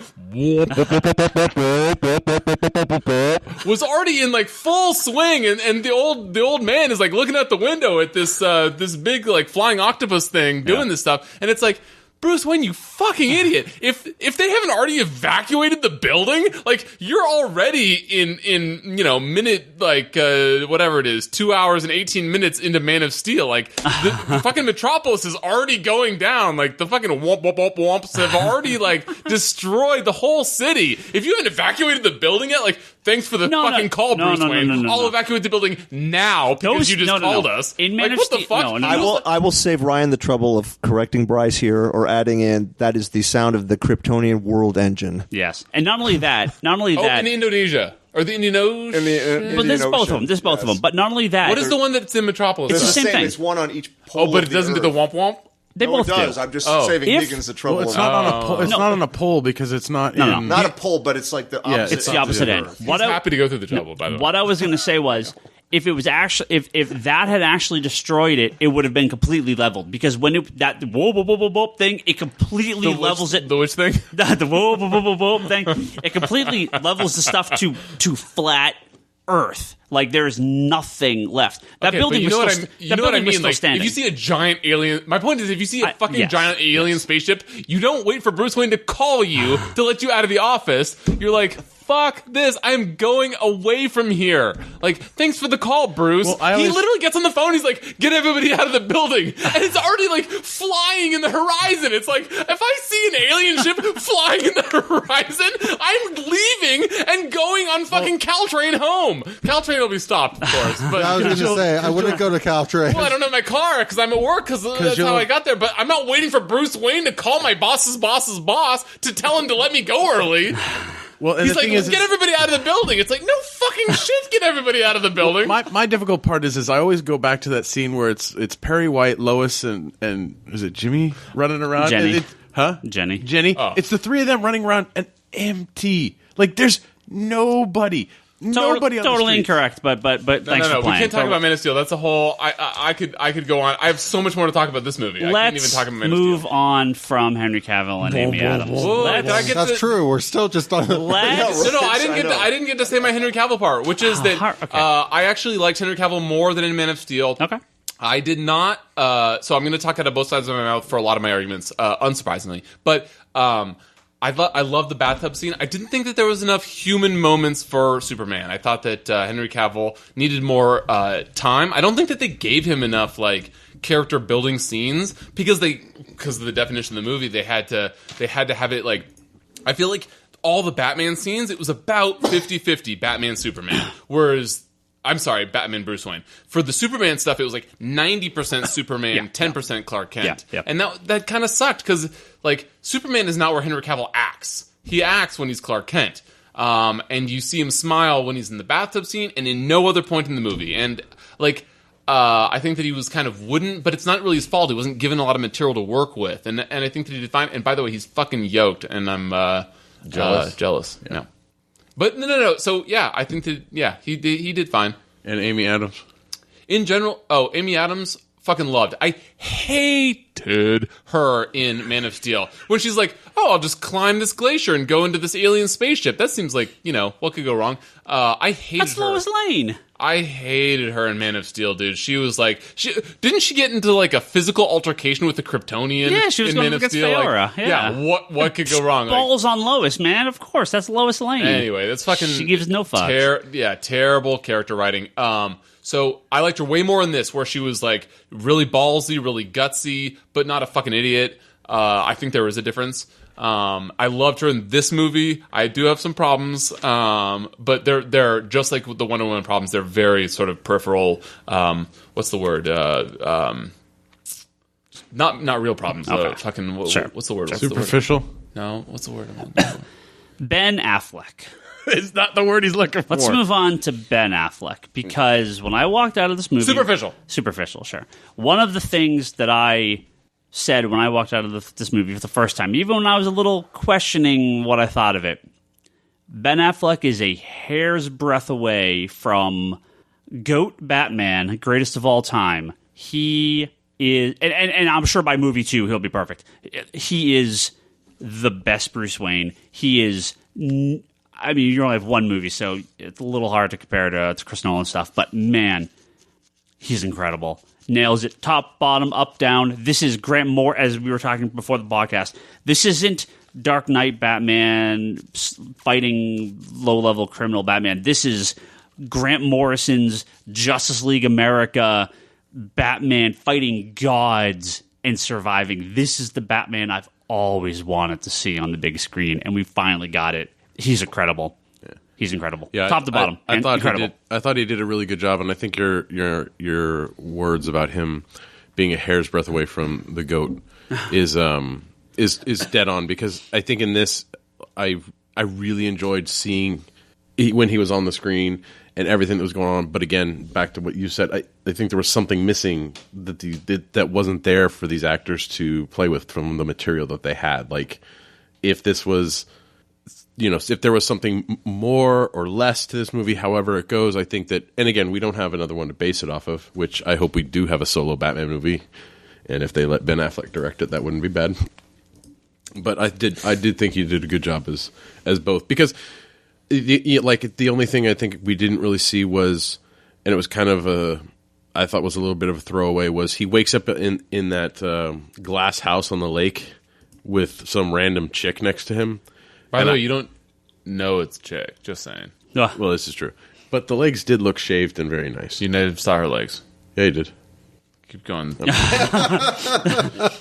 One of us was wrong. And what, guys can't shave their legs? Keep going. Do you shave your legs? He plays soccer, of course. But I would have liked to have seen a little bit more of. He kind of did it when he was at the party with Lex, but the Playboy aspect of Bruce Wayne. You get a little. I would have. You get as much as you get in any of them. You so rarely. Well, have those I think scenes. the best one I've seen was Christian Bale when when he had those two girls in the hotel. in the. They're in the hotel and the girls get in the thing. And she's like, they can't be in there. He's like, oh well, I just bought the hotel, right? Yeah. Like that to me is the Playboy billionaire that doesn't give two fucks. Which I think is just going to be the theme of DC from now on. Is they just don't give two fucks. Oh, Suicide Squad totally looks like that. Yeah. Bryce. You mean Guardians of the Galaxy 1.1? Yeah, Batfleck. So here, I did a lot of thinking about Batfleck. So basically, I was, I did go in with an open mind. I was hoping to go in, you can guess from my opening statements what I actually thought, but I was hoping to go in and be just totally wrong. I've not liked the idea of Batfleck being my Batman since the beginning. But I was hoping to be wrong, as I was hoping to be wrong about Zack Snyder. I have loved 300 and really liked Watchmen. So I could have loved this movie. I didn't hate him as Batman, but all the feedback I was hearing was, oh my God, especially from or not especially, but including from you, greatest of all time Batman. I was like, oh Jesus, he must be fucking incredible. So I went in and meh. I mean, I just don't understand what the hype is, because I've seen a lot of very strong reviews of him as Batman, and a lot of people that aren't as biased as you are saying. Like, he does a really great job as Bruce Wayne. Did you see Sad Affleck before you went to the? Dude, I fucking laughed out loud. That was really funny. But anyway, yeah, I didn't dislike it, but there was so much positive shit coming out of it. I guess I'm just in the minority that I was just kind of like, yeah, I mean, he does a fine job. I just can't see past Ben Affleck. He didn't do a good enough acting job for the Bruce Wayne parts that I was like, whatever. I still think Christian Bale did a better job. And when he was Batman, like, I get it. I like the thug Batman, and I get when he's like, there's one point where he like shoots his little like cables into a huge wooden crate and then flings it across the room. Like, I get it. That's you know, comic book like strength of a comic book character in a comic book movie. I get it. That's fine. But to me, I was just like, yeah, that's just Zack Snyder. Like, look how strong Batman is. I mean, it was... that warehouse fight was so good. Yeah, I mean, it's just like, this is so much more Zack Snyder than Ben Affleck, was what it came down to for me. So I was like, yeah, I get it. So I have more to say about a different thing, about the fight later if we get to it. But basically, yeah, meh. I mean, I thought he would be worse than he was, but I also heard that he ended up being better than I thought he was when I watched it, if that makes sense. So, meh is kind of my reaction. Well, my soul withered inside my body at the beginning of the movie when I thought we were really seeing the origin of Batman again. Has there been a movie where we haven't seen the Wayne parents gone down? Yes. I think we You get it gotta at this do it. point. Ugh. I didn't need the Batman dreams. Oh my god! What the fuck? What was the point of those? Other than like shoehorning in Darkseid, what was the fucking point of his dreams? The Flash vision from Crisis, and I get that. Oh, but and like shoehorning in Flash, yeah. where he goes to the crypt and the blood leaks out, and then a monster jumps out. Or at the beginning when he runs from the funeral and falls down the... I was just like, sitting there slowly dying, thinking, dude. I know this movie's 2.5 already, so this is just me. This is not a, well, obviously it's all of our opinions, but I'm just saying, when you're breaking the 2-hour barrier on a movie, in my opinion, and my standard always was, every scene is gold. And if you can remove it and nothing changes, then take it out. Once you breach 2 hours and go past that. The levitating bat scene. Can we talk about that? Well, why was fucking that in the movie? Dream yeah. scene defense or not, he was being fucking levitated by bat. Like, I guess the argument is that it was a dream, but it was like he was being lifted into the air by bats. It was like, what the fuck? What? I love the opening scene where he's going to Metropolis. I thought that was great. Yes, you're calling the office to evacuate everybody. Not that. But the rest of it, yeah. I love the image for the new Jeep of Bruce Wayne. Oh, that was annoying. Bruce Wayne running towards danger when all of the civilians are evacuating as the building comes down. Great. The scene where Batman bursts into the warehouse to rescue Mrs. Kent is the best Batman live action we've seen, in my opinion. As far as Batman in action. It doesn't have the awkward armor or the rubber suit of the Michael Keaton movies. He looks like a badass fighter. As Bruce Wayne, he did have a lot to do, but I thought he was good. I am really, really, really, keep this on a loop, not a fan of Batman shooting and killing and blowing things up. Yeah. I just don't, that's not the character to me. He disables people, he takes them out. I'm just not a fan of the killer Batman. And I understand that's what this is, and that's just not to my taste. Hand to hand, he doesn't kill anyone. Right. Batplane to car, well, He's firing huge machine guns into the... And I know it's very funny, Ryan. You've said it 1,000 times. Oh, the bullets in the car kill people. He only fires at cars. The cars... I know, it's very funny. But it's fucking so annoying. He kills so many people. Fine with me. Yeah, that's just not to my taste. It's not fine with me, so... As the man who has bought no DC Comics in 2 years, he really hates the fact that Batman doesn't kill people. Dude, how does that even fucking remotely relevant? I don't like Batman kills people, so it's not okay that I don't buy DC Comics? What the fuck is your argument? So, for me, this kind of goes back to that. Okay. You get to the Batman video games, the Arkham series of video games. You go around, you jump off buildings, you land on people in ways that they would be dead, but because it's a video game, they're not dead, they'll get back up, or they'll squirm on the ground. It's just one of those sort of levels of disbelief that if you believe the comic book world is real, you have to accept the idea of Batman is in control enough to tear apart a car but not kill the occupants of the car. Agreed. Dude, I mean, that would be fair, except that, you know, fucking Zack Snyder's all over his interviews talking about how Batman does kill people. Like, I mean, he's said that publicly in interviews. I think he said, what was it's manslaughter. It's manslaughter, not murder. Right. Yeah. So what the fuck, tomato? Like, your argument is that he's in control enough to not kill people? Zack Snyder does not agree with you. Hey, I didn't save him. You can hashtag me old man, because my first comics that I was purchasing were 25-cent cover price. And just, I know that, again, there's been so many different versions. To me, Batman doesn't kill. I get that he kills people in every movie, but this was just, he was fucking like, I mean, the branding aside, he is like, how about when he fucking fires the homing dart into the truck, which is like, yeah, now I can track it all the way to where it's going. But no, let me get in the fucking Batmobile and kill like 40 people and almost like, and he fucking like takes out the top of the truck. Like, it would have been an awesome. There was that guy standing in the back that just. He's like, whoa. Well, it would have been an awesome deleted scene if when he fucking jumped out of the building and took off half of the truck, if he knocked the bat signal off. But somehow this car running into this truck doesn't knock loose his great bat dart, if which Batman makes it all the way to the fucking like warehouse, which is like, oh, now I can track them here since they got away. If Batman was standing there with a gun or a knife or something and executing people, I would have a problem with that.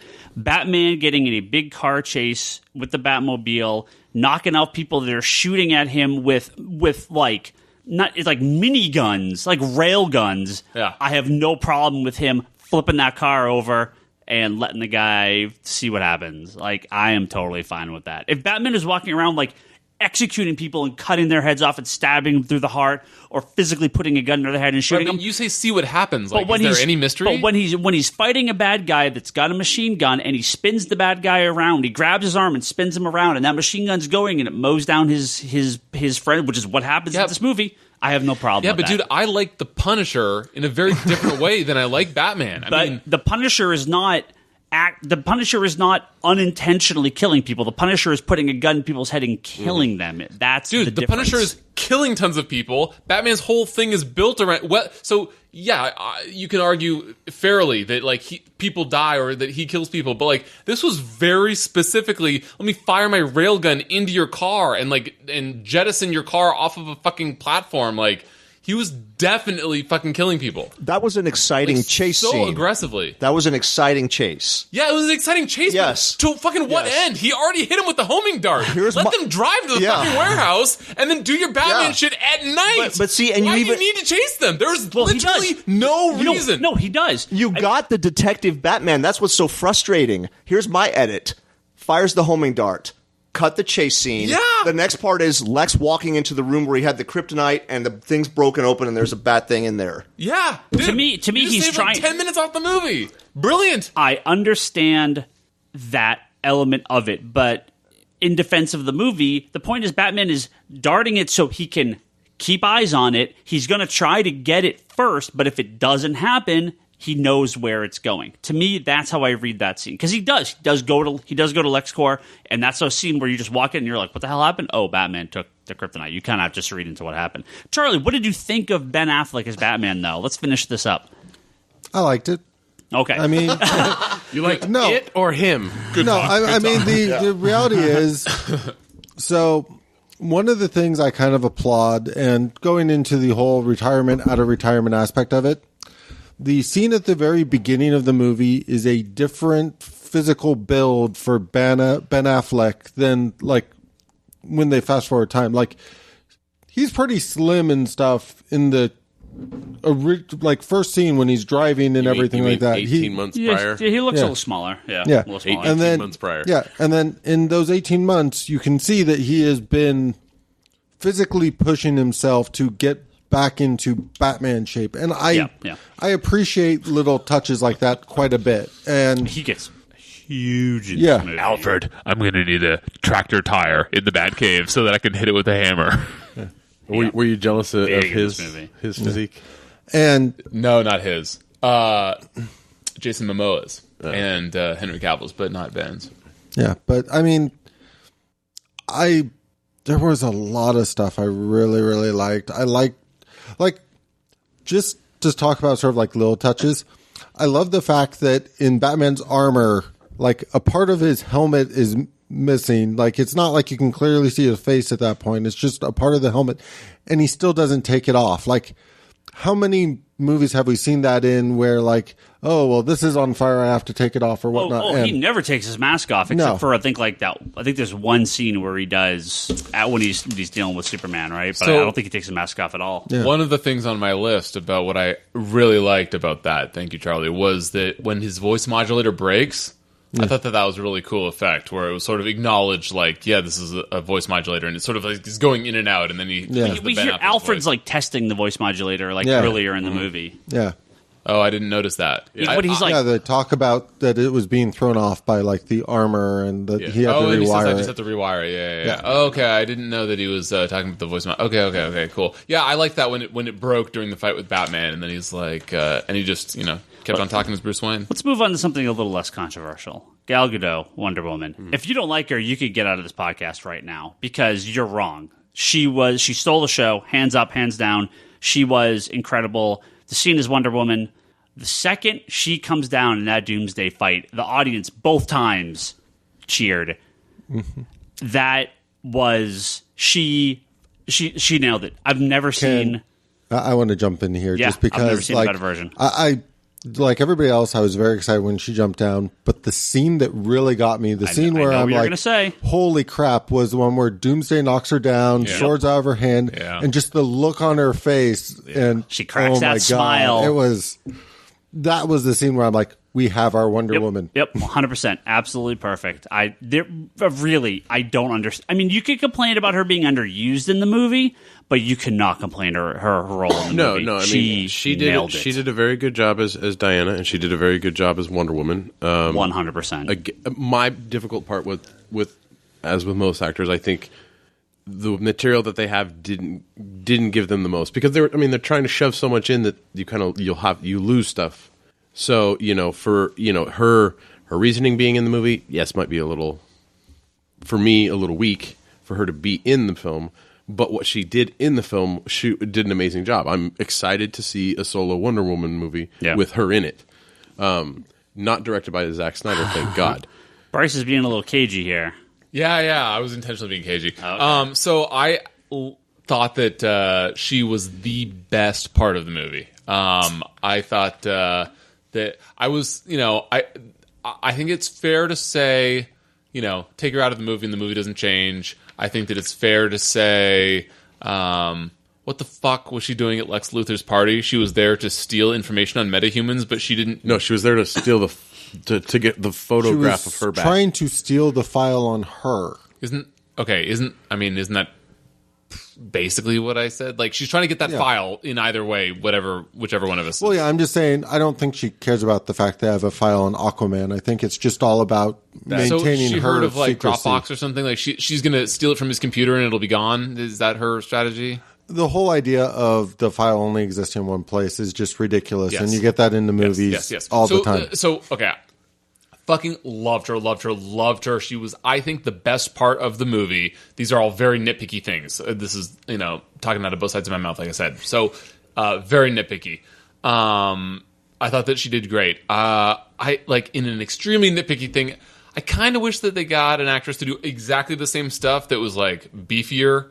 I would have not been upset if they had like a 6 foot tall, muscular Gal Gadot. I don't need my Wonder Woman to be beefy. She's magical. She's not. Yeah, she's but not Amazon necessarily physical. I mean, I'm not talking shit, dude. I fucking loved her. She was amazing. I'm just saying, in a very, very nitpicky way, I would not have been upset if they had a fucking Amazon that was actually 6 feet tall and jacked. Like, there are actresses that are like that, and they didn't go that way because she's pretty tall. What? She's tall enough. She's shorter than Ben Affleck. I don't know. Ben Affleck's like 6'4" or something. I didn't know. I was gonna say, I don't know how Gal tall Ben Gadot's 5'10". That's, for a woman, that's a good size. All right. Just throw her in heels. I'm just saying, it's very nitpicky. I'm not talking shit. She did an amazing job. I think she was the best part of the movie. I don't think she needed to be in the movie, but the fact that she was, I think that she did a great job. She did a great job. The actress did a great job. I disagree with Brock. I think that the amount that they gave her character for the amount that they were shoehorning her in there was fine. So yeah, all in all, A+. I just love the fact you're like, she's the best part of this movie. She did a great job, but I'd recast her. But she was the best part of this movie. No. I'm saying it's very nitpicky, and I'm not saying to necessarily recast her. I'm just saying I wouldn't have been upset if they actually cast an actual Amazon to play an Amazon instead of this 5'10", like what is it called? Sexy, slender little. What is she? Cambodian? What is the extra? What does the sheet look like for that when you do auditions? Amazon woman. Like, where do you get those?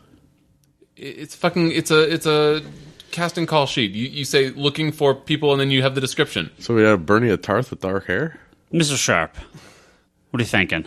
In the interest of time, what Bryce said, except for the recasting. I thought she was great. As I said, I wouldn't have even made it to the end of the movie if she hadn't been shoehorned in. Well, if I hadn't known she was going to be in action, I wouldn't have even made it to the end. The Batman about to kill Superman, that really did like almost drive me out. But she was great. Echo what Bryce said. I don't love the costume, but I see that that's the kind of the DC palette, the muted colors. Well, have you seen the picture of her from the Wonder Woman movie? The 4 shots of her family. Yeah, totally. I mean, I've seen the costume in real life. I was at the Warner Brothers studio where they had it on display, and that's a Zack Snyder color toning down. That's not. I mean, in the movie, in real life, it's way brighter. Yeah, I don't love the costume, but I loved her, and I loved all of her scenes, and I'm very excited for a solo Wonder Woman movie. Now, when it comes to easily the most divisive person in the movie, to me, that's Jesse Eisenberg as Lex Luthor, and I was pretty sold on his casting. That part in the trailer where he's like, "Oh, Clark Kent meets Bruce Wayne." I was like, "Oh, where are they going with this?" I thought Jesse Eisenberg was incredible in this movie. I loved him. Maybe even more than Gal Gadot as Wonder Woman. This is crazy, weird 40s, 50s, mad scientist Lex Luthor. Do we get to kick him off the podcast because he said that? No, I think Lex is so good and so crazy and so weird. And I love him, and especially as a comic book fan, when you get to the end of the movie and you're like, "Oh, he's totally nuts, and Darkseid's totally like messed up his brain bad, and the mother box is infecting him, and he's going crazy." And when he's in the jail cell and he's like, "Oh, he's coming, ding, ding, ding, ding, ding," and he's emulating the mother box, right? Like, holy hell! Hands down, I love them. It's such a different Lex Luthor than we've ever had. It's a different version, the comic version for the last 20, 30 years. It's so different than it takes a little of the Gene Hackman, but it takes so many other things. It's all over the place. And his insecurity, his craziness, but his genius level intellect at the same time, like he is a mad scientist in this movie. And I thought they just nailed it. I feel like I'm alone at this table though, because I'm getting some looks. I loved him. Okay. I thought yes, he did a good job as the mad scientist, crazy genius thing. I think I enjoyed his portrayal. The hard part for me was, I think I said earlier, is that it was emulating The Social Network. It was, but he really wasn't. Well, that's the thing is it might not be. He might not have been doing it, but where they placed him is like kind of this tech looky and all over the place kind of with his thoughts. And I think that's that portrayal of Lex where you get that kind of hint of, it's like a sprinkling of Joker in a sense, like there's this mad chaos to him that's in there. I don't like, because I I think that Lex is so calculating and so smart and so knows exactly what he's doing that he becomes crazier and a little more, mad genius when things aren't necessarily when things are unraveling, when things are going not his way, or he gets overly, like he gets angry or whatever. But in this, it was just kind of like, and I think I liked the scene in the trailer where he's like, Clark Kent. I'm like, I like that. But the second we get he's flicking Lois Lane on the head, I was like, oh, yeah, no. And then what really irritated me about the character, and this was just how the character was portrayed, is apparently he knows who everybody is. Which Lex Luthor. Which I understand on, yes, he has a file on Aquaman and Flash and Wonder Woman and Cyborg, but how did he figure this out? What drove him to... Tell me everything. Who? The ship. Okay, so that's the thing is who knows? But that's the thing is in movies you show, you don't tell, and they don't even tell us how he knows who these people are. He figured it out. Like He's been doing this one for a while. of the best scenes was when Batman was rescuing Martha, and I'm like, but how does he even know that Martha is? Well, you'd have to assume that something in the ship indicated to him. And that's the thing is it's a show not a show not tell. Yeah. And I don't know why the Kryptonian ship would know the identity of Clark Kent. And the thing, we weren't told anything, we weren't shown anything, so it's like this automatic, yes, I'm a genius, I know who they are. And you've orchestrated this whole thing to get Batman and Superman to fight, and I don't understand it. So that's where he his can't take out Superman, but he knows Batman can. No, he does. He hopes Batman can. Yeah, he doesn't he know hopes it. Batman can. And then he's like, "Oh, it was easy to manipulate Bruce and blah blah blah blah." I'm like, "But how do you know that Bruce Wayne is Batman?" Like that's the thing is like the whole thing with like the Senate and the guy in the wheelchair and the security guard. I'm like, eh. So I mean, to me, he did a good job, but his like. There was no drive for the character, and a lot of the stuff he automatically knew, and there was no reason for me to like. There was just questions of how does he know this? Just for a point of clarification from anybody, Luthor knows Bruce Wayne is Batman. Yes. Yes. Okay, I guess There was a scene. I remember Superman says Bruce to Batman. No, there's a scene where Lex is talking about how easy it was to essentially set up the fight between Bruce Wayne and Superman by sort of like the note about like you let your family die that was sent to Bruce. Yeah, he was sending that kind of stuff. Okay. Yeah, so I mean, you have to assume that Lex Luthor is not only. I mean, he knows who all these characters are. But the ship may have helped, but he's investigated these guys for years and has slowly been setting this up. But there's no real setup for that. Well, sure there is, because Bruce gets the letters earlier in the movie. I mean, that's not a solid setup. Why not? So we're just expected to understand that Lex just knows who these. Nobody else knows, but Lex just knows. He's Lex. So yes. Okay, so the crazy mad scientist knows everything. Yep. I agree they But should he has have to ask been. the ship to learn Hold shit.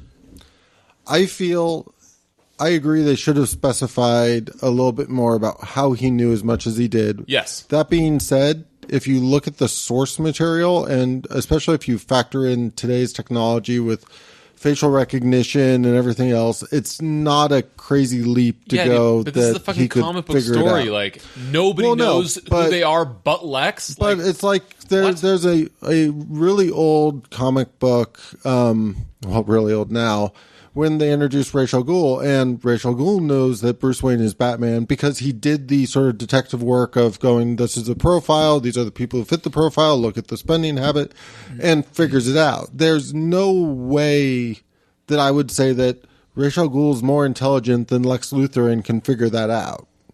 But in the story, Ray talks about what he did, and that's the thing. I think we have that there. I think but we don't if have it you here. transferred those kind of lines into the movie, it would have been fine. I'm just saying that it's not outside of the realm of possibility that Lex could figure that out, because all the pieces are there for somebody who's intelligent enough And that's to figure it out. that's a patch you could do with literally 2 lines of dialogue. It doesn't even need Exactly. a new scene to be shot or anything. That's what Yeah. I'm saying, dude. That made us. I mean, we needed the fucking bat cyclone in the well, but we couldn't have like that same 10 seconds of like explaining how Lex knows. Like, if he knows, that's fine. Can I have 10 seconds? Like a 10-second scene. I mean, No, the movie I am- in its entirety wasn't any longer than 90-second or less scenes patched together. Anyway, they couldn't have taken like a 10-second scene, removed the fucking bat cyclone, and put in a little short scene of Lex, like how he knows. Even if it's the ship, how the fuck would they know who Bruce Wayne was? But even, and like especially Clark Kent, and then adding like, oh, by the way, Lex Luthor, this is Siri. Bruce Wayne is the Batman. Yeah, that would Cannot find any searches for Batman. Now playing the song Batman. No, it's series. Siri. Who's Batman? Batman is Bruce Wayne. Let me Thank you, play Siri. that playlist for you. Siri's the fucking worst. No, I agree in terms of like the dream sequences and all that feel completely tacked onto this movie. Yeah. They don't really fit. Personally, going into what you were saying about the alleyway scene with the death of Bruce's parents again, I completely agree they should not have led the movie with that. But Yeah, because I don't see Thomas Wayne as a comedian. To go back to the point you had, Kevin, about the standing over with the spear, that scene does feel very wrong, but I love the Martha snapping Bruce out of it. Like, What? I absolutely love that. Oh, I love it. that sort of connection. That is comic 101, baby. I Yeah. love that Dude, Martha. are you kidding me? I that love was it. the single worst part of the whole movie. That Love that. instantly humanizes Superman Yeah. to Batman. Instantly. It gives them that connection Charlie, I used that to respect humanizes your the opinion. character. Oh my god. Oh my god. Oh my god. Oh my god. I love Not Martha to part. comment on the Martha scene.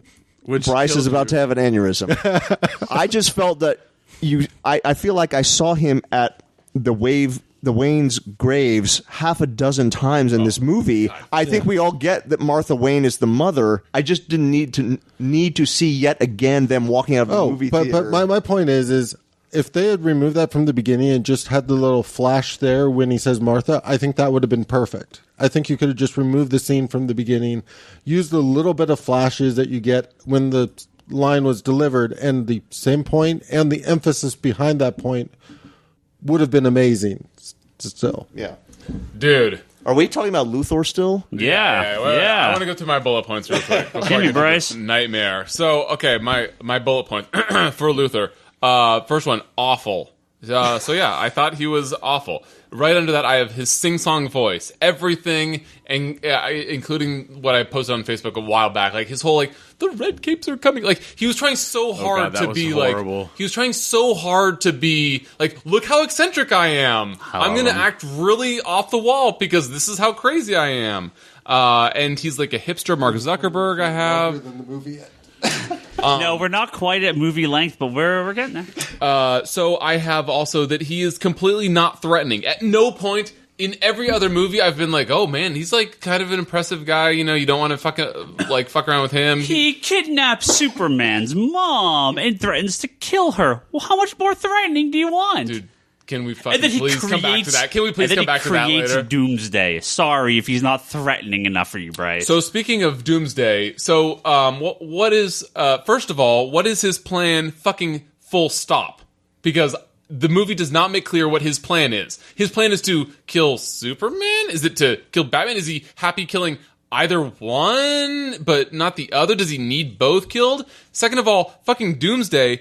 He pits them against each other and releases Doomsday to what end? Like, he can't. You said yourself, the blood doesn't mean anything, Bryce. The fucking like he can't control Doomsday. Is his plan just to like let Doomsday roam free? Here's the thing. Thank God, Stryker Island and all your other fucking bullshit areas are empty. Like Maybe? I mean, so if he unleashes that crazy nitro wannabe energy pulse wave blast, like, and it kills just everybody, including if Luthor is like in the blast like Hold on. radius. Here's the thing. Like, what is his fucking plan? He cannot control this monster that he's made. I don't disagree with any of that. The problem is you have to assume he has some sort of plan because he creates this monster. Why do I have to assume? Why can't Because this movie tell me his plan? Then, with all the stuff you guys want to add, this would be a 4-hour movie. Yeah, but I want to take out all the crap. It wouldn't be a 4-hour movie, dude. Add in some good elements that make fucking sense and take out the bat cyclone. Take out the fucking blood in the grave. Take out, like, every other fucking dream sequence. What were the fucking point of the dream sequences? They could have had that dark side scene, which was awesome, as a fucking after credit scene somehow. I mean, like, there's so... And the fucking, like, Wonder Woman email scene should have also been an after credit scene, but, like... So 2/3 of the movie should have been after the credits. Okay. 2/3 of the movie should have fucking not existed. The other third should have just not been made. I don't know, dude. I'm just saying that he had, like... Tell me his fucking plan. You can relate to a villain. I fucking love Magneto. Magneto, you get his agenda. Okay? You understand what he's trying to do. Even in the shittiest of the X-Men movies to the good X-Men movies, you know what his plan is. He's a great fucking villain. Lex Luthor, you do not know his plan. His plan is to pit heroes against each other to have them fight. His plan in this movie is that he saw what Superman did in Metropolis. He hates Superman. You get some backstory of his father was abusive. You don't get some backstory. You get like one line. Well, one line is apparently all you need. You get for all the other stuff for the other stuff you've complained about. So for Lex in this movie, the idea is Superman must be stopped. The great people in power need to be taken down to their level, stopped or killed. Okay, fine. So you have him pitting slowly over X amount of time Batman versus Superman, right? But he also was trying to gain access to the Kryptonian ship in order to probably figure out, hey, is there anything else I can use in here? It's a little bit of an assumption, but what else is he doing there? Great fucking question. He wants Zod's Zod's body to get into the ship to see what's there. He's a mad scientist, right? So again, you have to... this stuff doesn't need to be told. You don't have to have someone hold your hand and tell you. I don't need my handheld. Fucking do good storytelling. You know why he's going into the theater. You know why he's going into the... No, hold on. You know why he's going into the ship. Getting into the ship. Lois didn't need fingerprints to get into a ship. The ship, when Lois goes in... I didn't think about that. I want to say the ship is open and everything when she goes in. That was a different ship, yeah, and then the security freaks out. That ship that they're in... Yeah, that's true. It's an old Superman Kryptonian showed ship. up and crushed the...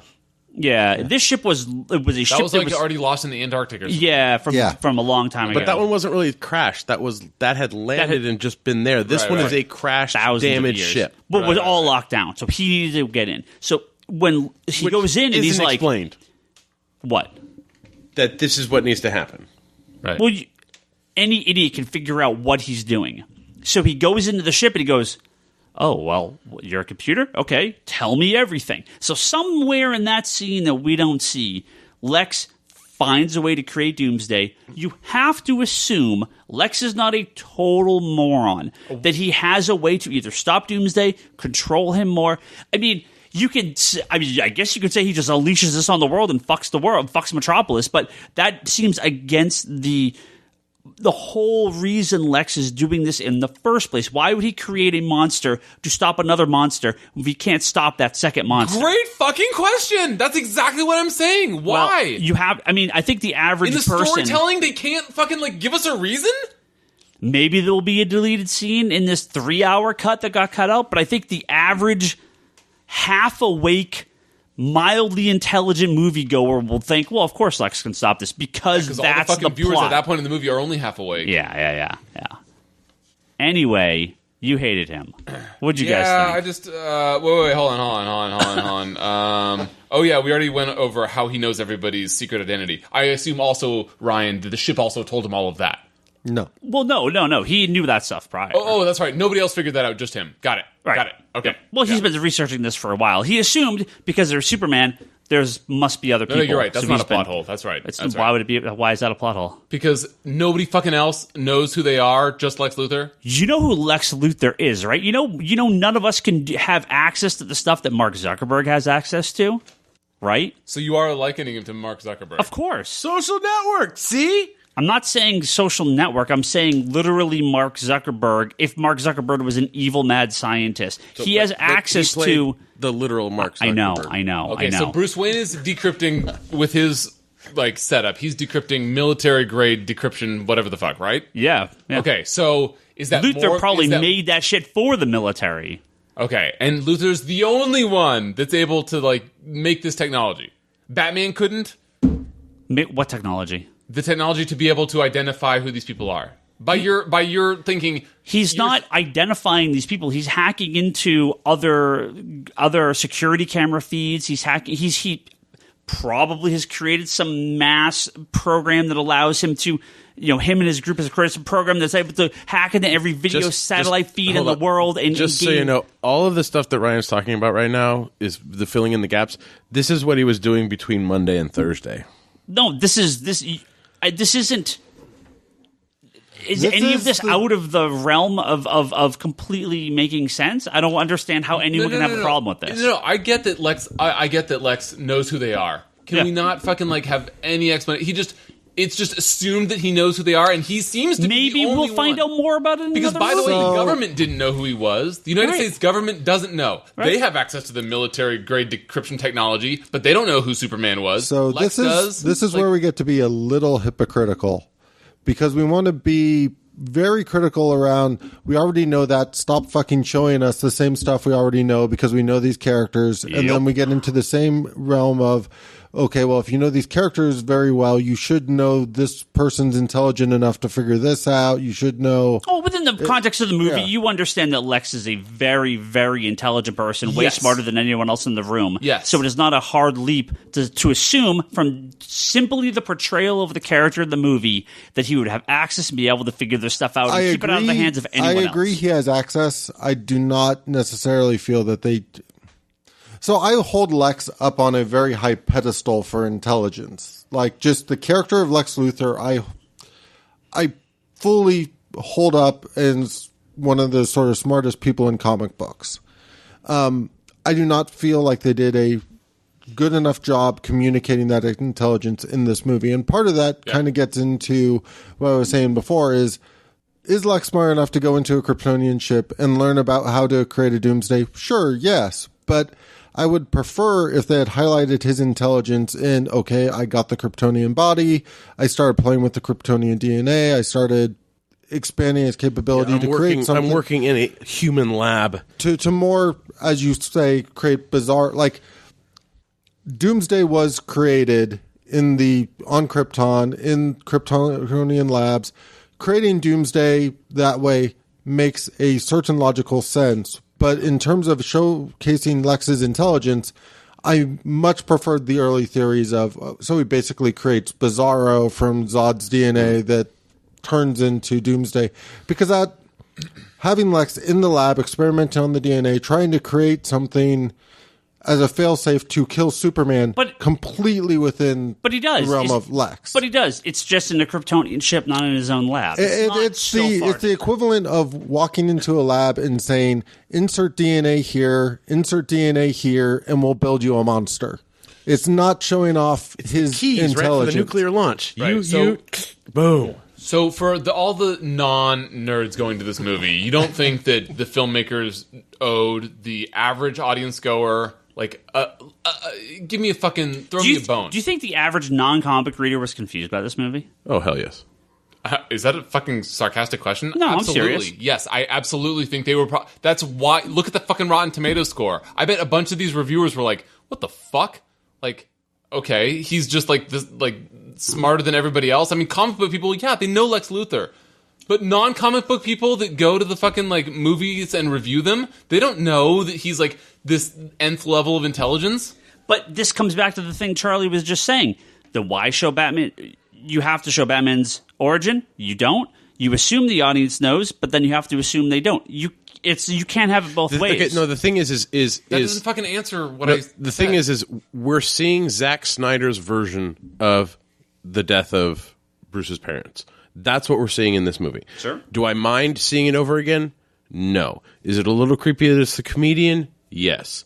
As Thomas Wayne. But the fact of the matter is that, and this goes back to my problems. Hold on. Well, it's the comedian killing Negan and what's her face?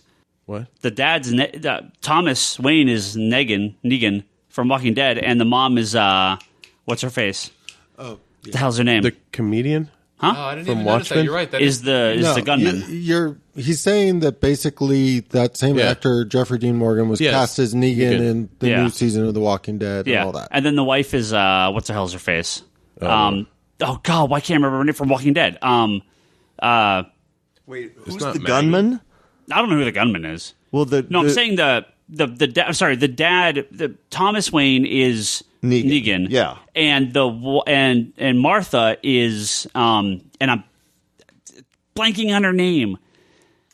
The hell's her name? While you're thinking about that, I'm just saying that I had enough of a problem with it, and I can't imagine how non-comic book fans weren't just like, these fucking plot holes are crazy. Maggie. Sorry, thank you. She's Maggie. I was going to say, in general, at least to me, that's more indicative of the audience score. So it doesn't seem that people had too big of a problem with it. I think in a lot of ways, what you get with the critic score is more of a critique on the movie itself and whether or not it was made well. Full of plot holes. Exactly. You get sort of that very sort of critical eye on things. I think the audience score gets more into how are people just judging the content that they got. Well, and, but it goes back to what I was going to finish saying is that, we see Snyder's version of this. And that's one of the things that I didn't like about Man of Steel is we didn't see Jonathan and Martha Kent finding. Oh, for fuck's sake! So let's move on to wrap up this because. But the thing is that's the thing is everyone's going to complain that we're having to see this again. Why are we seeing this again? Because we're seeing Zack Snyder's version of it, but we haven't seen Zack Snyder's version of the start of his humanity. You've just been flashbacks to 2013. So you've been great about filling in plot holes. Can I ask you some more plot holes since you have the good answers? You can ask me some plot holes, and then I'm going to read you some pieces from Comic Book Resources talks about some Easter eggs that you might have missed. I would love to hear that. I will Bryce version rapid fire them. Okay, so Superman. Yes, I'll answer. Can find Lois anywhere. Yep. She's literally in Africa. 100%. Totally accurate to the comics in every version. Right. So the fucking the Russian shuttle on a routine shuttle launch explodes. Sure, he's right there. He's right there. He's paying attention. He's watching the news. Yep, that's how he's able to get across the world and save the people from the fire. So it explodes. He's there and he saves them somehow before it explodes. Yeah. No, he just saves the top part. Right. But it has already exploded. Sure, the bottom part. Right. Yep. Which Superman's real fast. Real fast. Superman's real fast. What of that note I did enjoy, and by that I mean not enjoy. What? The people on the roof in the flood with the giant spray painted S, as if he wouldn't be able to see a flooded city with stranded people unless you spray paint. It's like he has super hearing, not like he has super sight. But like if you just yell like "Superman, help me! I'm about to die," that's probably more effective. Or apparently a dam burst somewhere. Well, There you go. the next house over that you didn't see, they had a really big flashlight shining up with a Batman logo. They So had the Avengers logo and nobody was coming. Yeah. Okay. But he can't find Diana Lane. Diana Lane, what's her name? Diana Prince. Diana Prince? No. The actress. His mom. Oh, okay. Martha. Diane Lane. Yeah, isn't? Yeah. Oh no, I said Diana. Okay, Diana. You mean the Thank one you. that Ben Affleck slept with in another Well, movie? of course he could find her. He says, Bruce is like, I will take care of her. I will find her. You have to go stop whatever the fuck's going on in Metropolis. Right, but why did he need to go to Batman in the first place if he could find her? Luthor has her. Yeah. No, if he he can- doesn't. His people have her. Whatever. Right. Yeah. Same. Whatever. Okay. So if he can find her, Okay. why does he need to play into Lex's hand? Why doesn't he just go find her? Because the second he gets anywhere near them, yes, he could just like in Africa, he could show up right there and they would kill her instantly. He might be able to I save thought her. he was so fast. He might be able to save her, but he might not. So it kind of goes back to the scene when... So you're saying that he couldn't go in and kill them before Okay. they would be able to trigger the flamethrower? Would you risk it? So... Yeah, if I'm Superman, yeah, Okay. I would. You wouldn't? So I don't know. I do feel that Superman is capable of finding her, but Lex set up a very specific thing in terms of a trigger. It was very much a, if you do this, if you do this, if you do this, she's dead. Yeah, if you do not fight him, we will kill her. Yeah. If you do anything else, we will kill her. And if you don't come back here within a certain amount of time, we will kill her. It's a real tough position to be in. Okay. Okay? Hit me. No, that's good. Okay, let's see. Dream sequences we talked about. Oh yeah. They're great. How the fuck does Clark Kent keep a job? Because Perry White knows he's Superman. He knows and he knows in Man of Steel. Okay. So his anger is just it's like sarcastic. Yeah, it's anger for the rest of the staff. It's like, oh gosh darn it, I never should be paying Superman the salary, but somebody's got to. I'm happy to do it. Yeah. Yep. Okay. Yep. Yeah, well, everyone working there is going, why hasn't he fired this guy yet? Yeah. Yeah. So okay. So Perry White knows that he's Superman. Yeah, he knows in the last movie. He knows at the end of Man of Okay. Steel. So next question. Jimmy Olsen. Yep, gets killed in the very beginning of the movie. Right. Yep. He's the photographer. Right. Yep. He works for the CIA. Yeah. Yep. Cool. He's using fucking film camera. What journalist nowadays doesn't use a digital fucking camera? And isn't Well- it automatically uploading it to Dropbox? Well, I mean, I that's- have to assume because the digital camera couldn't hide that receiver thing the way a film camera can. Oh. Because when the guy goes like this, he has taken no pictures, right? Also, the CIA doesn't have the technology to put a transmitter inside of a digital camera. No, Ryan, you're forgetting when you do that to film, it exposes it. That's what it looks like. But wouldn't you? Don't you? no, see... you don't see anything. Once it's no. exposed to light, it goes I blank hate to like say that. it. Brock is right. Okay. But so the answer is because they couldn't fit it in a digital camera. I guess there's a big, that's a Batman size, little homing beacon there. Batman-sized little homing beacon. Well, Batman fires that homing beacon on the car. It's like the same one the CIA was using. It's like the same size. It's big and beeping. Okay. Let's do it. There's big digital cameras. Yeah. Got it. We're about at the scene right now. I think my favorite. If this podcast was live to the movie, if you listen to this podcast while you watch Batman v Superman, we're pretty close to my favorite scene right now. Which we're gonna Okay, get to in a second as well. next question. So Yes. the Daily Planet. Yep. Perry White knows he's Superman, obviously. Yep. Puts him on the football game or whatever. Sure. Okay. Yeah. The fucking Mercury News is not as big as the Daily Planet, but they have a team of sports writers. Why is he just assigning randomly this football game to this random beat reporter that, by the way, he knows a Superman who won't do it? Why doesn't he give it to his sports fucking editorial staff? Yeah, who's the sports writer for the Daily don't Planet? know. What's his name? Oh God. Lombardi? Yeah, Steve Lombardi. Yeah. Is it, yeah. I think he died in Man of Steel actually. Because he's in Man of Steel. Oh, wait, yeah, he was. It's a fucking I think long he did list, that. so I wouldn't be surprised. But okay, so you don't know that one? I don't. If there was just a job he was given that day. Okay, and so I assume the reason that 90% of the movie is at night is because 50% of the movie is in Gotham. Yep. Okay. Yep. Always dark on that side. Yeah. So And the reason Chris it's 90% is because it's frequently night And in Zack's- Metropolis and always night. in Gotham. Yeah, Okay. and Zack Snyder loves his night scenes. So. Across a bay. That was my next bullet point. So Metropolis and Gotham, both sprawling, pun intended, metropolises. Sure. Right across the harbor from one another. San Francisco and Oakland. You live here, baby. San Francisco and Oakland. Yeah. Okay, all right. Which is weird because Metropolis has always been associated with being near Kansas. No, Metropolis and Gotham are New York and New Jersey, so they are close. They are not generally being seen as right next to each other, but I don't hate it. that last hour of the film, they go back and forth. Yeah, to yeah, the yeah, fucking yeah, cities yeah. like 3 times. Yeah. Well, at least it was dark and everyone went home. Yep. Okay, so next question. Yep. Batman Yep. hates Superman for Yep. what he's done. Yep. He's like, this guy is a monster. He's responsible.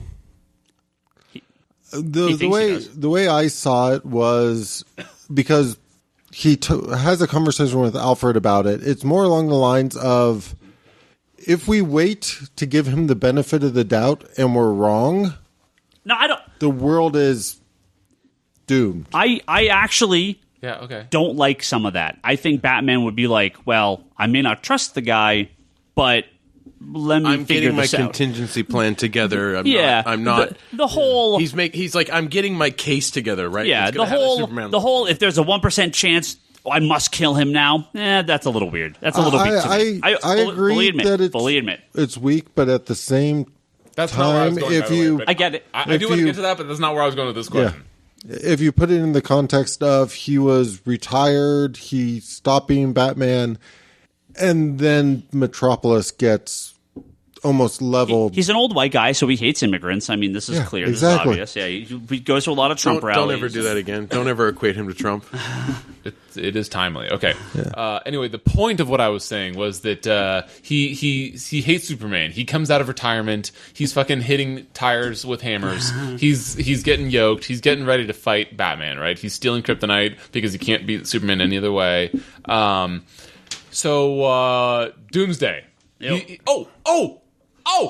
I have a spear that will kill Doomsday. Well, he didn't know Doomsday was there. No. So he's fighting Doomsday. In the second of two jokes in the whole movie, he can't get his seatbelt off and he says shit. Right? Hilarious. And That's luckily, probably the best part of the movie.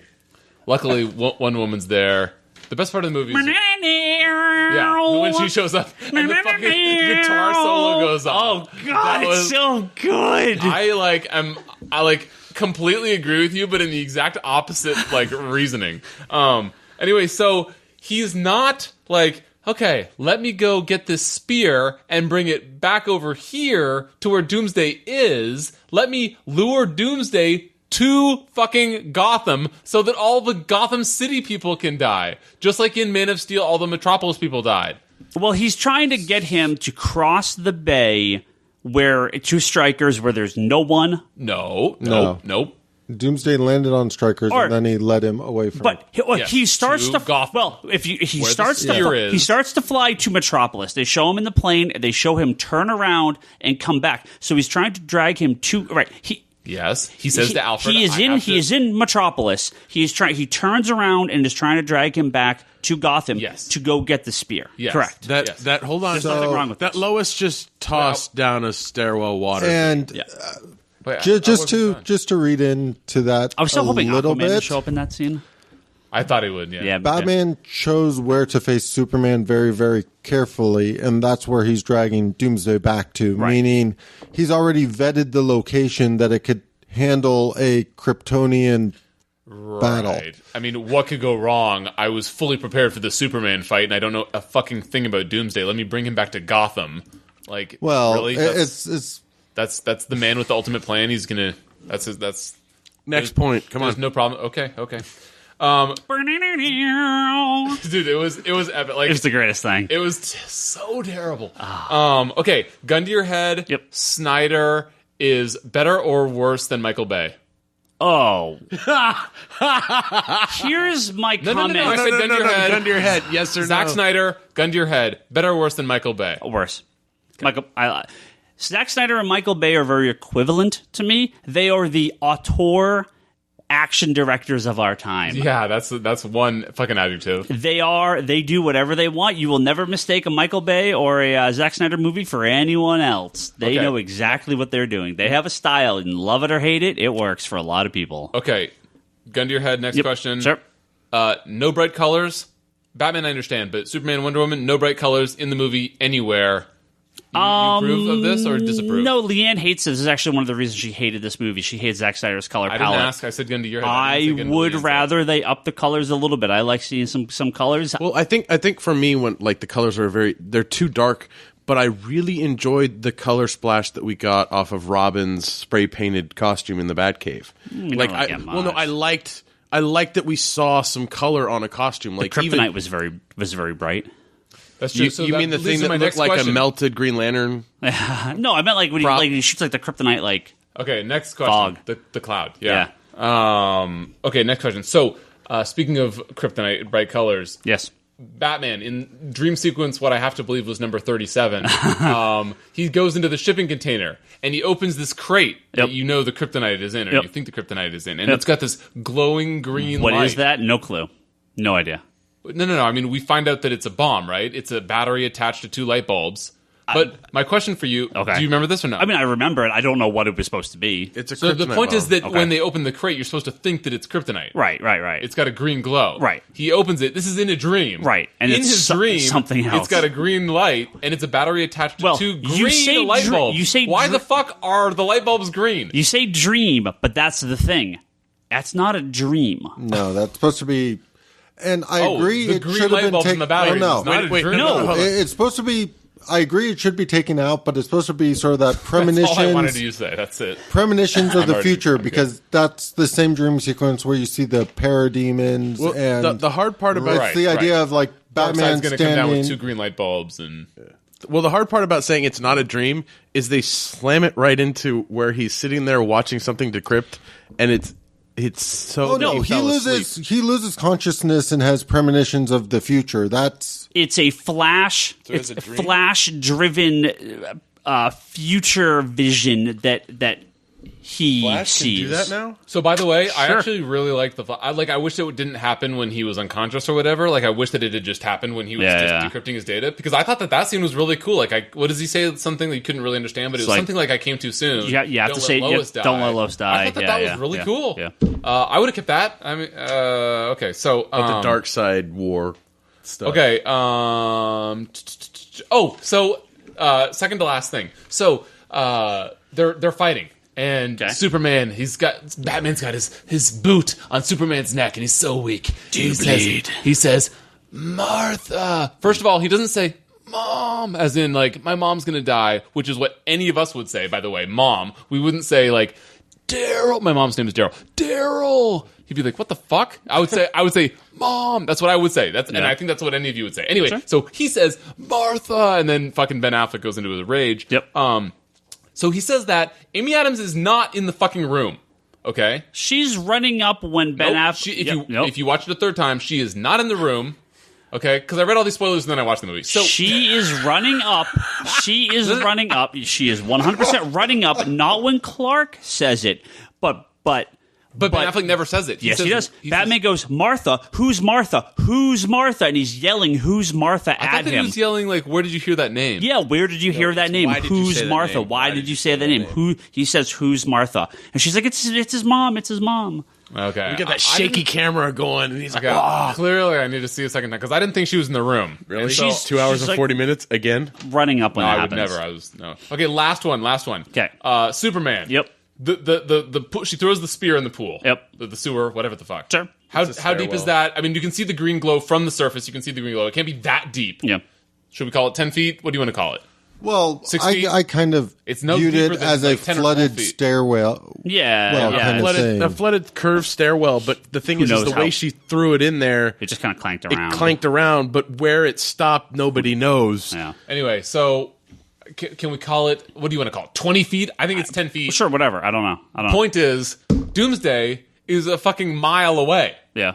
Okay, so he can't lift the spear 10 feet out of water vertically, but he takes the spear and then flies a fucking mile in that direction to go, like, pierce Doomsday. With that, you have to assume that I love all this you have to assume. Well, This is you do. like, this movie should have been fucking he called. is drawing his last inner strength for one last attack. This Why is didn't he fucking draw his inner strength to pull it out of the fucking pool? Anime 101. I mean, this is like just that last burst of strength. No, I get it. Yeah. So why didn't he use that last burst of strength to get it out of the pool and go get him? I mean, this was just after he got back from being blown up with a nuclear bomb and had to absorb the sunlight to regain his strength to kind Oh, of by go the way, back to normal. that's another scene that I liked was him that was a good floating scene. in orbit and Yeah, getting yeah. hit Straight by out the Dark nuclear Knight. bomb, and then Yeah. he's like fucked, and then you see him like get hit by the yellow sun, Yeah, and then you see him heal. I thought that was awesome. Yeah, that was a good scene.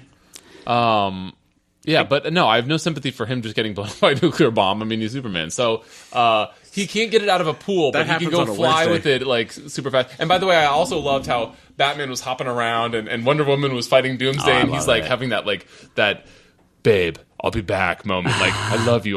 Like, stop saying you fucking love her. He kept saying, like, I love you. I'm going to do this for you. And she's Well, like, Wonder no, Woman's don't like say it. cuts off No, his but I arm. love you. Batman's hitting him with the kryptonite bomb. So like they're all going back and forth. I know, and but he they're all like doing their keeps thing. talking to Lois, telling her how much he loves her, like just reminding her, like, Oh, because he in case knows you- this is it. in case you didn't know, Well, and I love you so much. I love you what so was- much. And she's like, "Don't say that. Don't say that. You're was- not gonna." No, it's gonna happen. And meanwhile, they're still fighting. Like, as far as he knows, he's killed Batman. Like, he just needs to get like one good hit on Batman. Batman is done. There goes the whole DC universe. And then Wonder Woman, it's like, thank God she was fucking like left her plane and they didn't fucking wheels up 5 minutes earlier because then she would have been fucking flying in the air to fucking Greece or whatever. I think the hardest part for me in that fight scene was all of a sudden randomly the lasso of truth is out. Oh God, the lasso was so good. Wait, which one? No explanation. Don't even need it. Yeah, lasso was. No, there was. Oh, so that's a very rare example where I don't want an explanation of the lasso. Yeah. That was fine. I didn't need that. Well, the I thing need more is, explanation around the Luther. thing That was is, fucking bullshit. we never even saw her tie Doomsday up with it.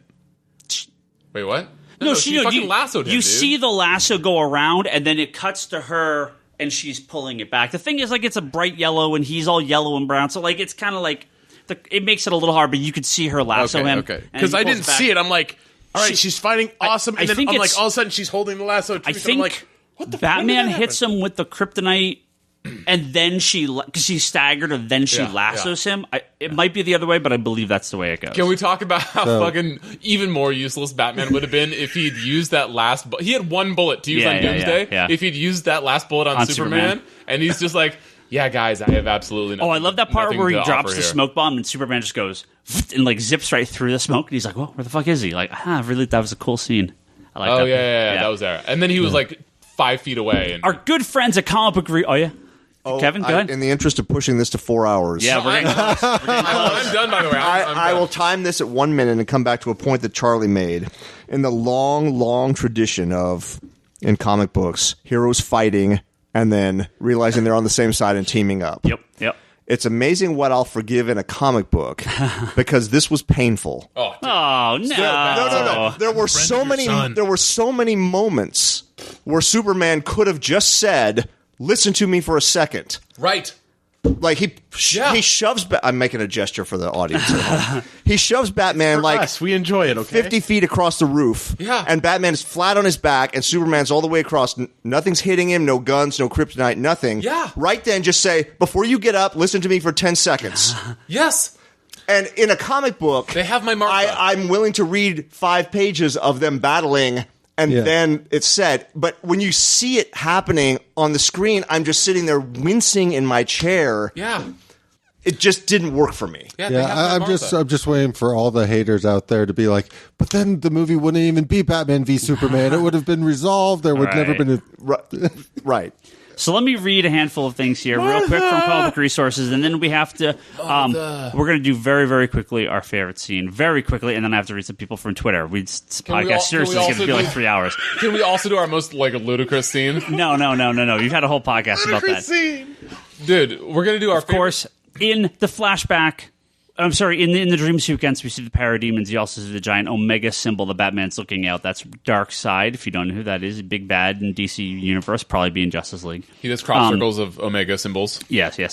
Well, no, the burning the Omega symbol into the Earth that's a Doomsday, or that's a Darkseid thing. That's normal. I mean, not necessarily Earth, but a planet that he is taking over. He got Wait, that. I have actually a non-troll question while you're getting into this question. Yeah. Like non-trolly, how do you think audiences are going to react when they see Darkseid? Because you know Darkseid's coming, and you know that they're going to equate it to Thanos. Thanos will have been out for years by then. When the Darkseid's going to be, I mean, you will see Darkseid. You think they're rushing out Darkseid in less than like? I mean, Thanos is coming out in like 2 years, right? November 2017 is Justice League Part 1. It's real soon. It's like 18 months from now. Darkseid is coming out the same year as Thanos. They just started filming Justice League. They're in production right now. And when is two-parter. And what? No, because just Avengers is 18 and 19, 2018, 2019. So Darkseid's going to beat Thanos. Yeah. It should.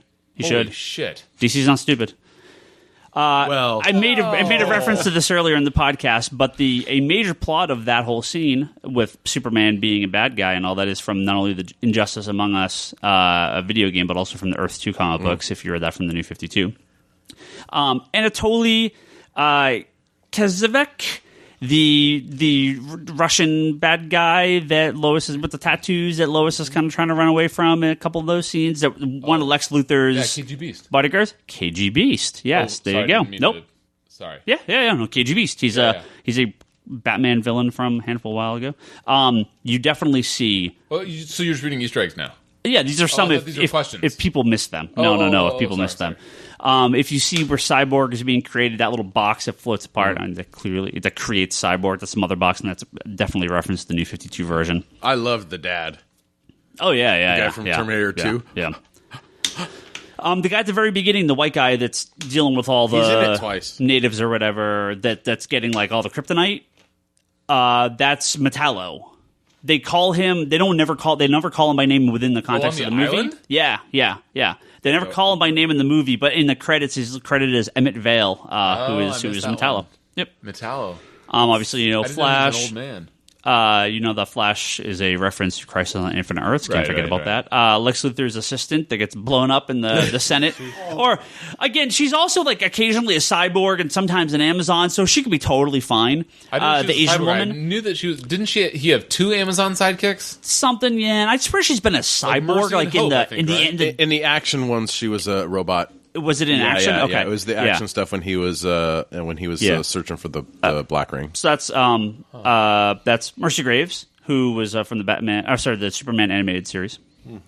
And Was she from the animated series before the comics? yep, she's like Harley Quinn. Yep, that's I know where her she from created. the. But she's the not as Versus popular. cards. And I Remember think all the rest of these we kind of covered. So in case you missed a few little Easter eggs there, really quickly, and I will start, and then I have to read the stuff from Twitter.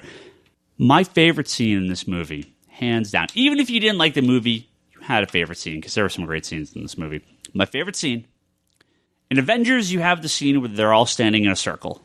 And the camera pans around them, and everyone in the audience that's like us is thinking, holy shit, they did it. This is the Avengers. They put this together. This movie has the same scene. When it's the shot you see in every picture for the movie. This is the shot, and they chose that shot wisely. Wonder Woman's in front, Batman's got his grappling hook, Superman's in the back, and the music's going, the fight with the Doomsday starts. I had the biggest smile on my face when all three of them were on screen for the first time. They did it. I don't care what you think of this movie. They've done it. The Trinity, live action, and that scene, the whole Doomsday fight scene was so good. But man, they did it. And to me, that makes this movie. Whether you like it or not, that scene is so great. You have to like it. Brock, favorite scene? Favorite scene is surrounded by a character that we haven't talked about, which is Jeremy Irons. Oh, yeah. Alfred. Fantastic. All of his scenes Yep. were amazing. He was the only character that brought real humor into it. And it was just that kind of perfectly delivered, sarcastic, like... sardonic British stuff Yeah. that Higgins loves. Yeah. But to me, that was, hands down, those scenes with Alfred were amazing. Yeah. Not to mention oh, shit. Bryce, you like some scenes. I know Oh, you dude, did. my favorite scene is tied to two favorite scenes. The first one was the Bat Vortex in the very first beginning thing. It's a vortex now? I didn't realize that it was a dream sequence because at that point, until he starts floating away, you don't realize it's a dream sequence. And I had my hand. I was like, "What has Zack Snyder done?" I was like, and very quickly I realized this is fucking got to be a dream, or I'm gonna walk out of this theater. Batman flies out right at the very beginning of the He movie. just gets levitated. And by the way, he's being levitated by this Bat Vortex, and his clothes aren't moving. And this is your favorite scene?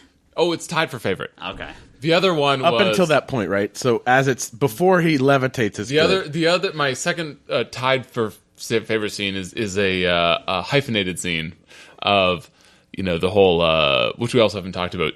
Do you bleed? You will. And then when I said favorite, do you understand what I mean by favorite? oh, these are what made me smile. Okay. These are the scenes that he was in the theater going like, this is how I'm going to stick it to Ryan Higgins. These are my facts I'm using to Hold on, back up. it's still my turn. So he says, "Do you bleed? You will." And then Superman says, "Martha," and then he says, "Oh, we should probably be friends." Okay. Kevin, you like some of this movie. What did you think of this movie? Bryce? Diane Lane, I'm a friend of your son's. Yeah, really good That was friend. great. That was actually a really funny Really, scene. really good friend. Yeah, I we've like been that. friends for about 10 seconds. I've love actually trained this whole movie to kill him, but no, we're really good friends. That was a funny scene. Broskies. I've praised a couple already. The Batman fighting his way into the warehouse, everything with Wonder Woman in action. Yeah. So I will just pick instead a short moment, which is when Batman is flying back to Metropolis when the Doomsday stuff is all hell's breaking loose, and he's on the communicator to Alfred. Alfred, what's going on over there? And then you see cut to Alfred. How best to describe it? That. Yeah. Alfred's great. Okay, my non-troll comment is actually the Wonder Woman stuff. That, like, the Wonder Woman fighting Doomsday is actually my favorite stuff. Okay. Charlie. Goes right back to the scene I was referencing earlier about when Wonder Woman gets knocked down, sword out of the hand, and just that smile. That smile just instantly Oh, yeah. sold me Great. on the handling of the character. Like that, you kind of get into those scenes where it's like they've nailed the character, and that's sort of like the scene for Wonder Woman for me, and really stood out. Yep. So I asked on Twitter what our listeners thought of Batman v Superman, and they are as undecided as the rest of the world because polarized. It's very polarizing. They allow you 4 options on Twitter, so of course I said, did you think this movie was an A? Batman vs. Superman was amazing. 20% of the 124 votes I got as of the recording of this podcast said it was amazing. An A. Wait, how many out of how many, I'm sorry? 20% out of 124. Okay. 34% said B. It was pretty fun. 26% said C. It's no Marvel movie. And 20% said... That was your fucking C description? Yeah, and 20% said F. It killed my parents. That's what you said earlier. So we have a fairly even... I mean, 20% A, 20% F.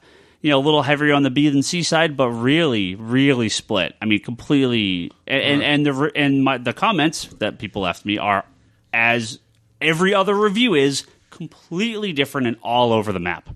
I need to give these guys a read It's here. left brain versus right brain. No Twitter question today because we're going to read your comments here on this podcast. The internet's Jeremy Parrish says, I picked F, but mainly just because my mother's name is also Martha.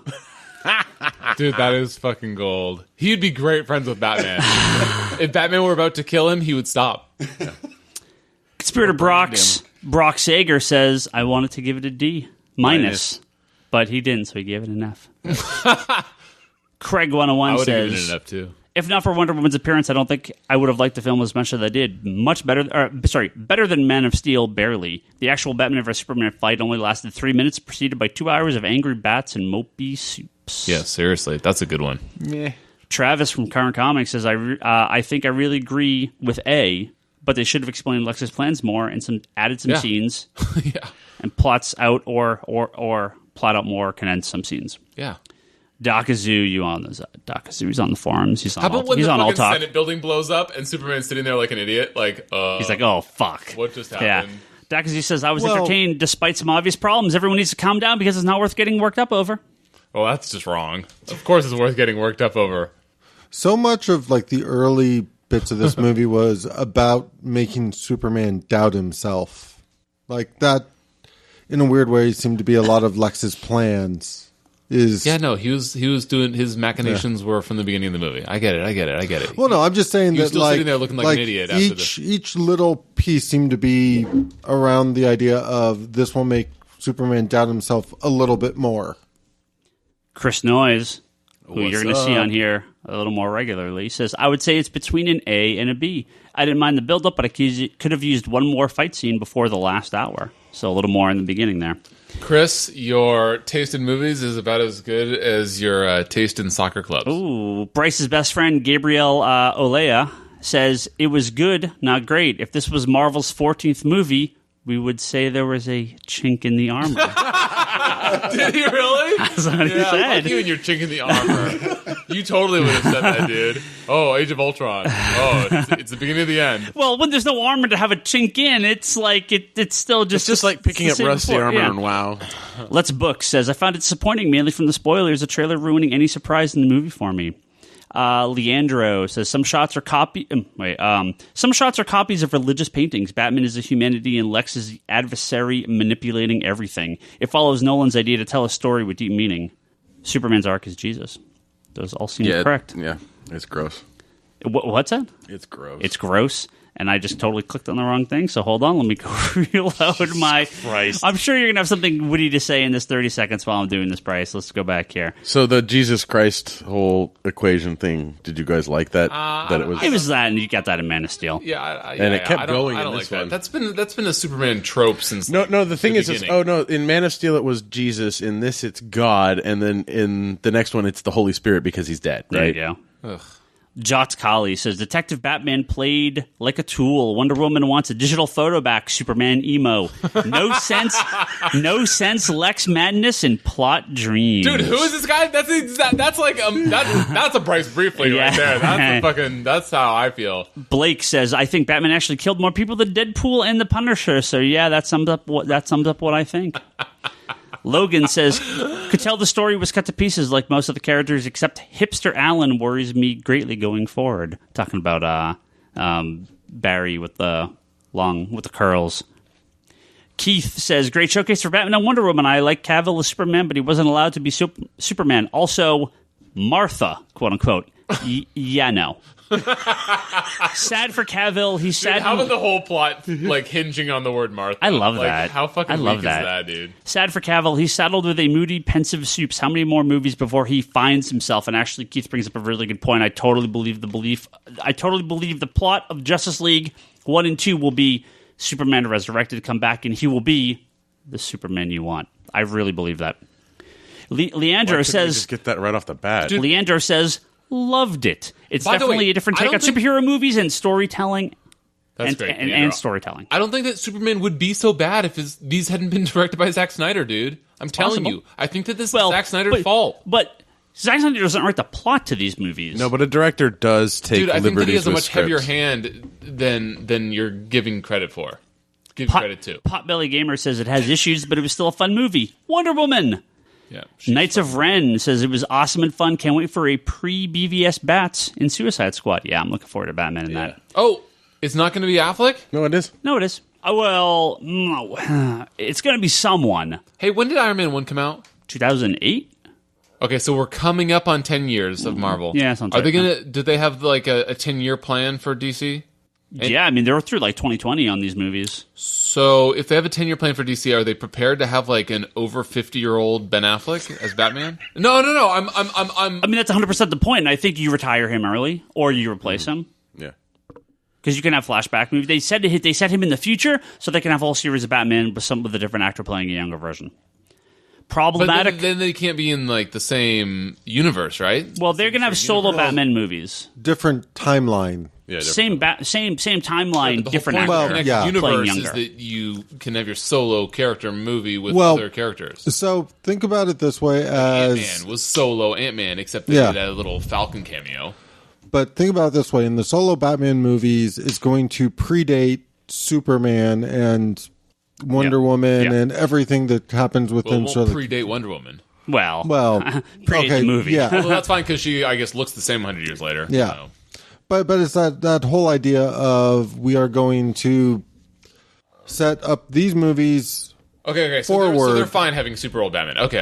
Yeah. All right. Problematic Cartoons says I found it incoherent, dour, and intriguing at turns. An overall mess in need of a good editor. Bats and Wonder Woman were great, though. Batman Superman's fight had maybe the lamest climax I've seen in a comic movie. Yeah.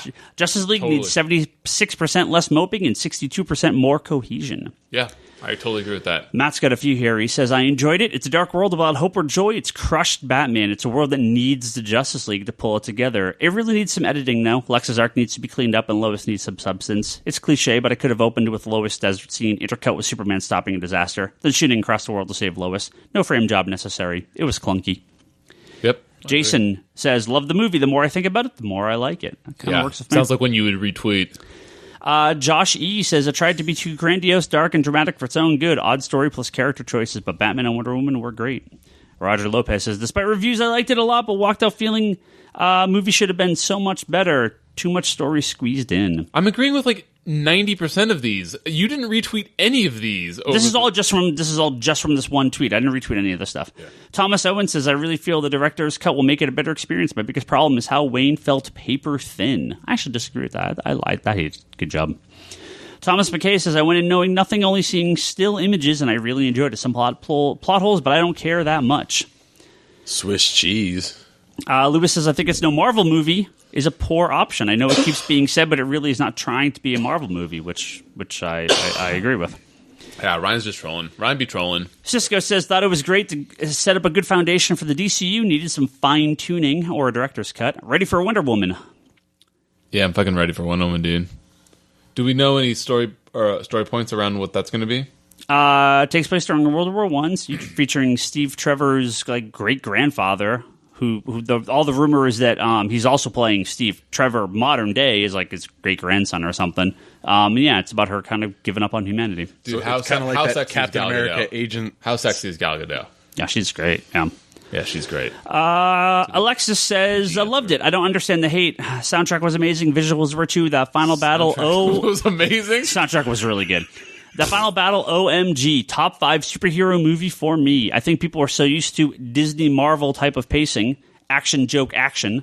They can't like Batman v Superman or Watchmen, which I think you guys both said you liked Watchmen. So, Robert says, I did like a Watchmen, yeah. Robert Callan says, hopefully the ultimate cut will improve the film.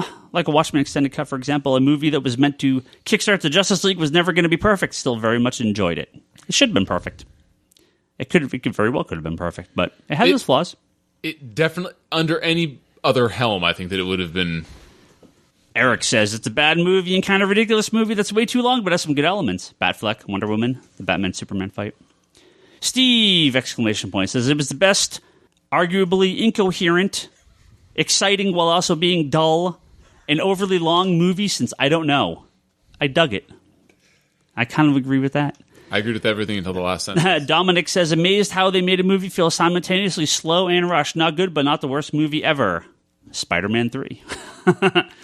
I don't disagree. Yeah, Dude, I actually give Spider-Man... Spider-Man 3 was terrible, but Amazing Spider-Man 1 and 2 were even worse. I think Amazing Spider-Man 1 and 2 are worse than Spider-Man 3.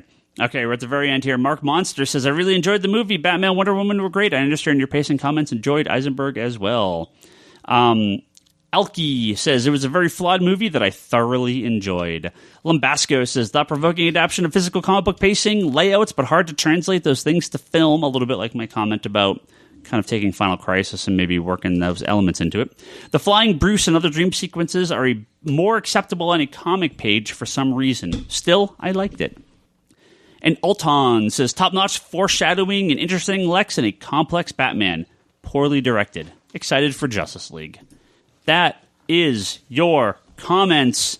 Thank you, everyone. We seriously are approaching the time limit of the actual movie. Yeah, what so time is your it? plan, what you should do is you should get the director's cut, turn off the special features, start our podcast, and they'll probably go about the same amount of time. Yeah, we're almost at 2 hours and 40 minutes for this podcast, okay? I could keep going. Hashtag deal with it.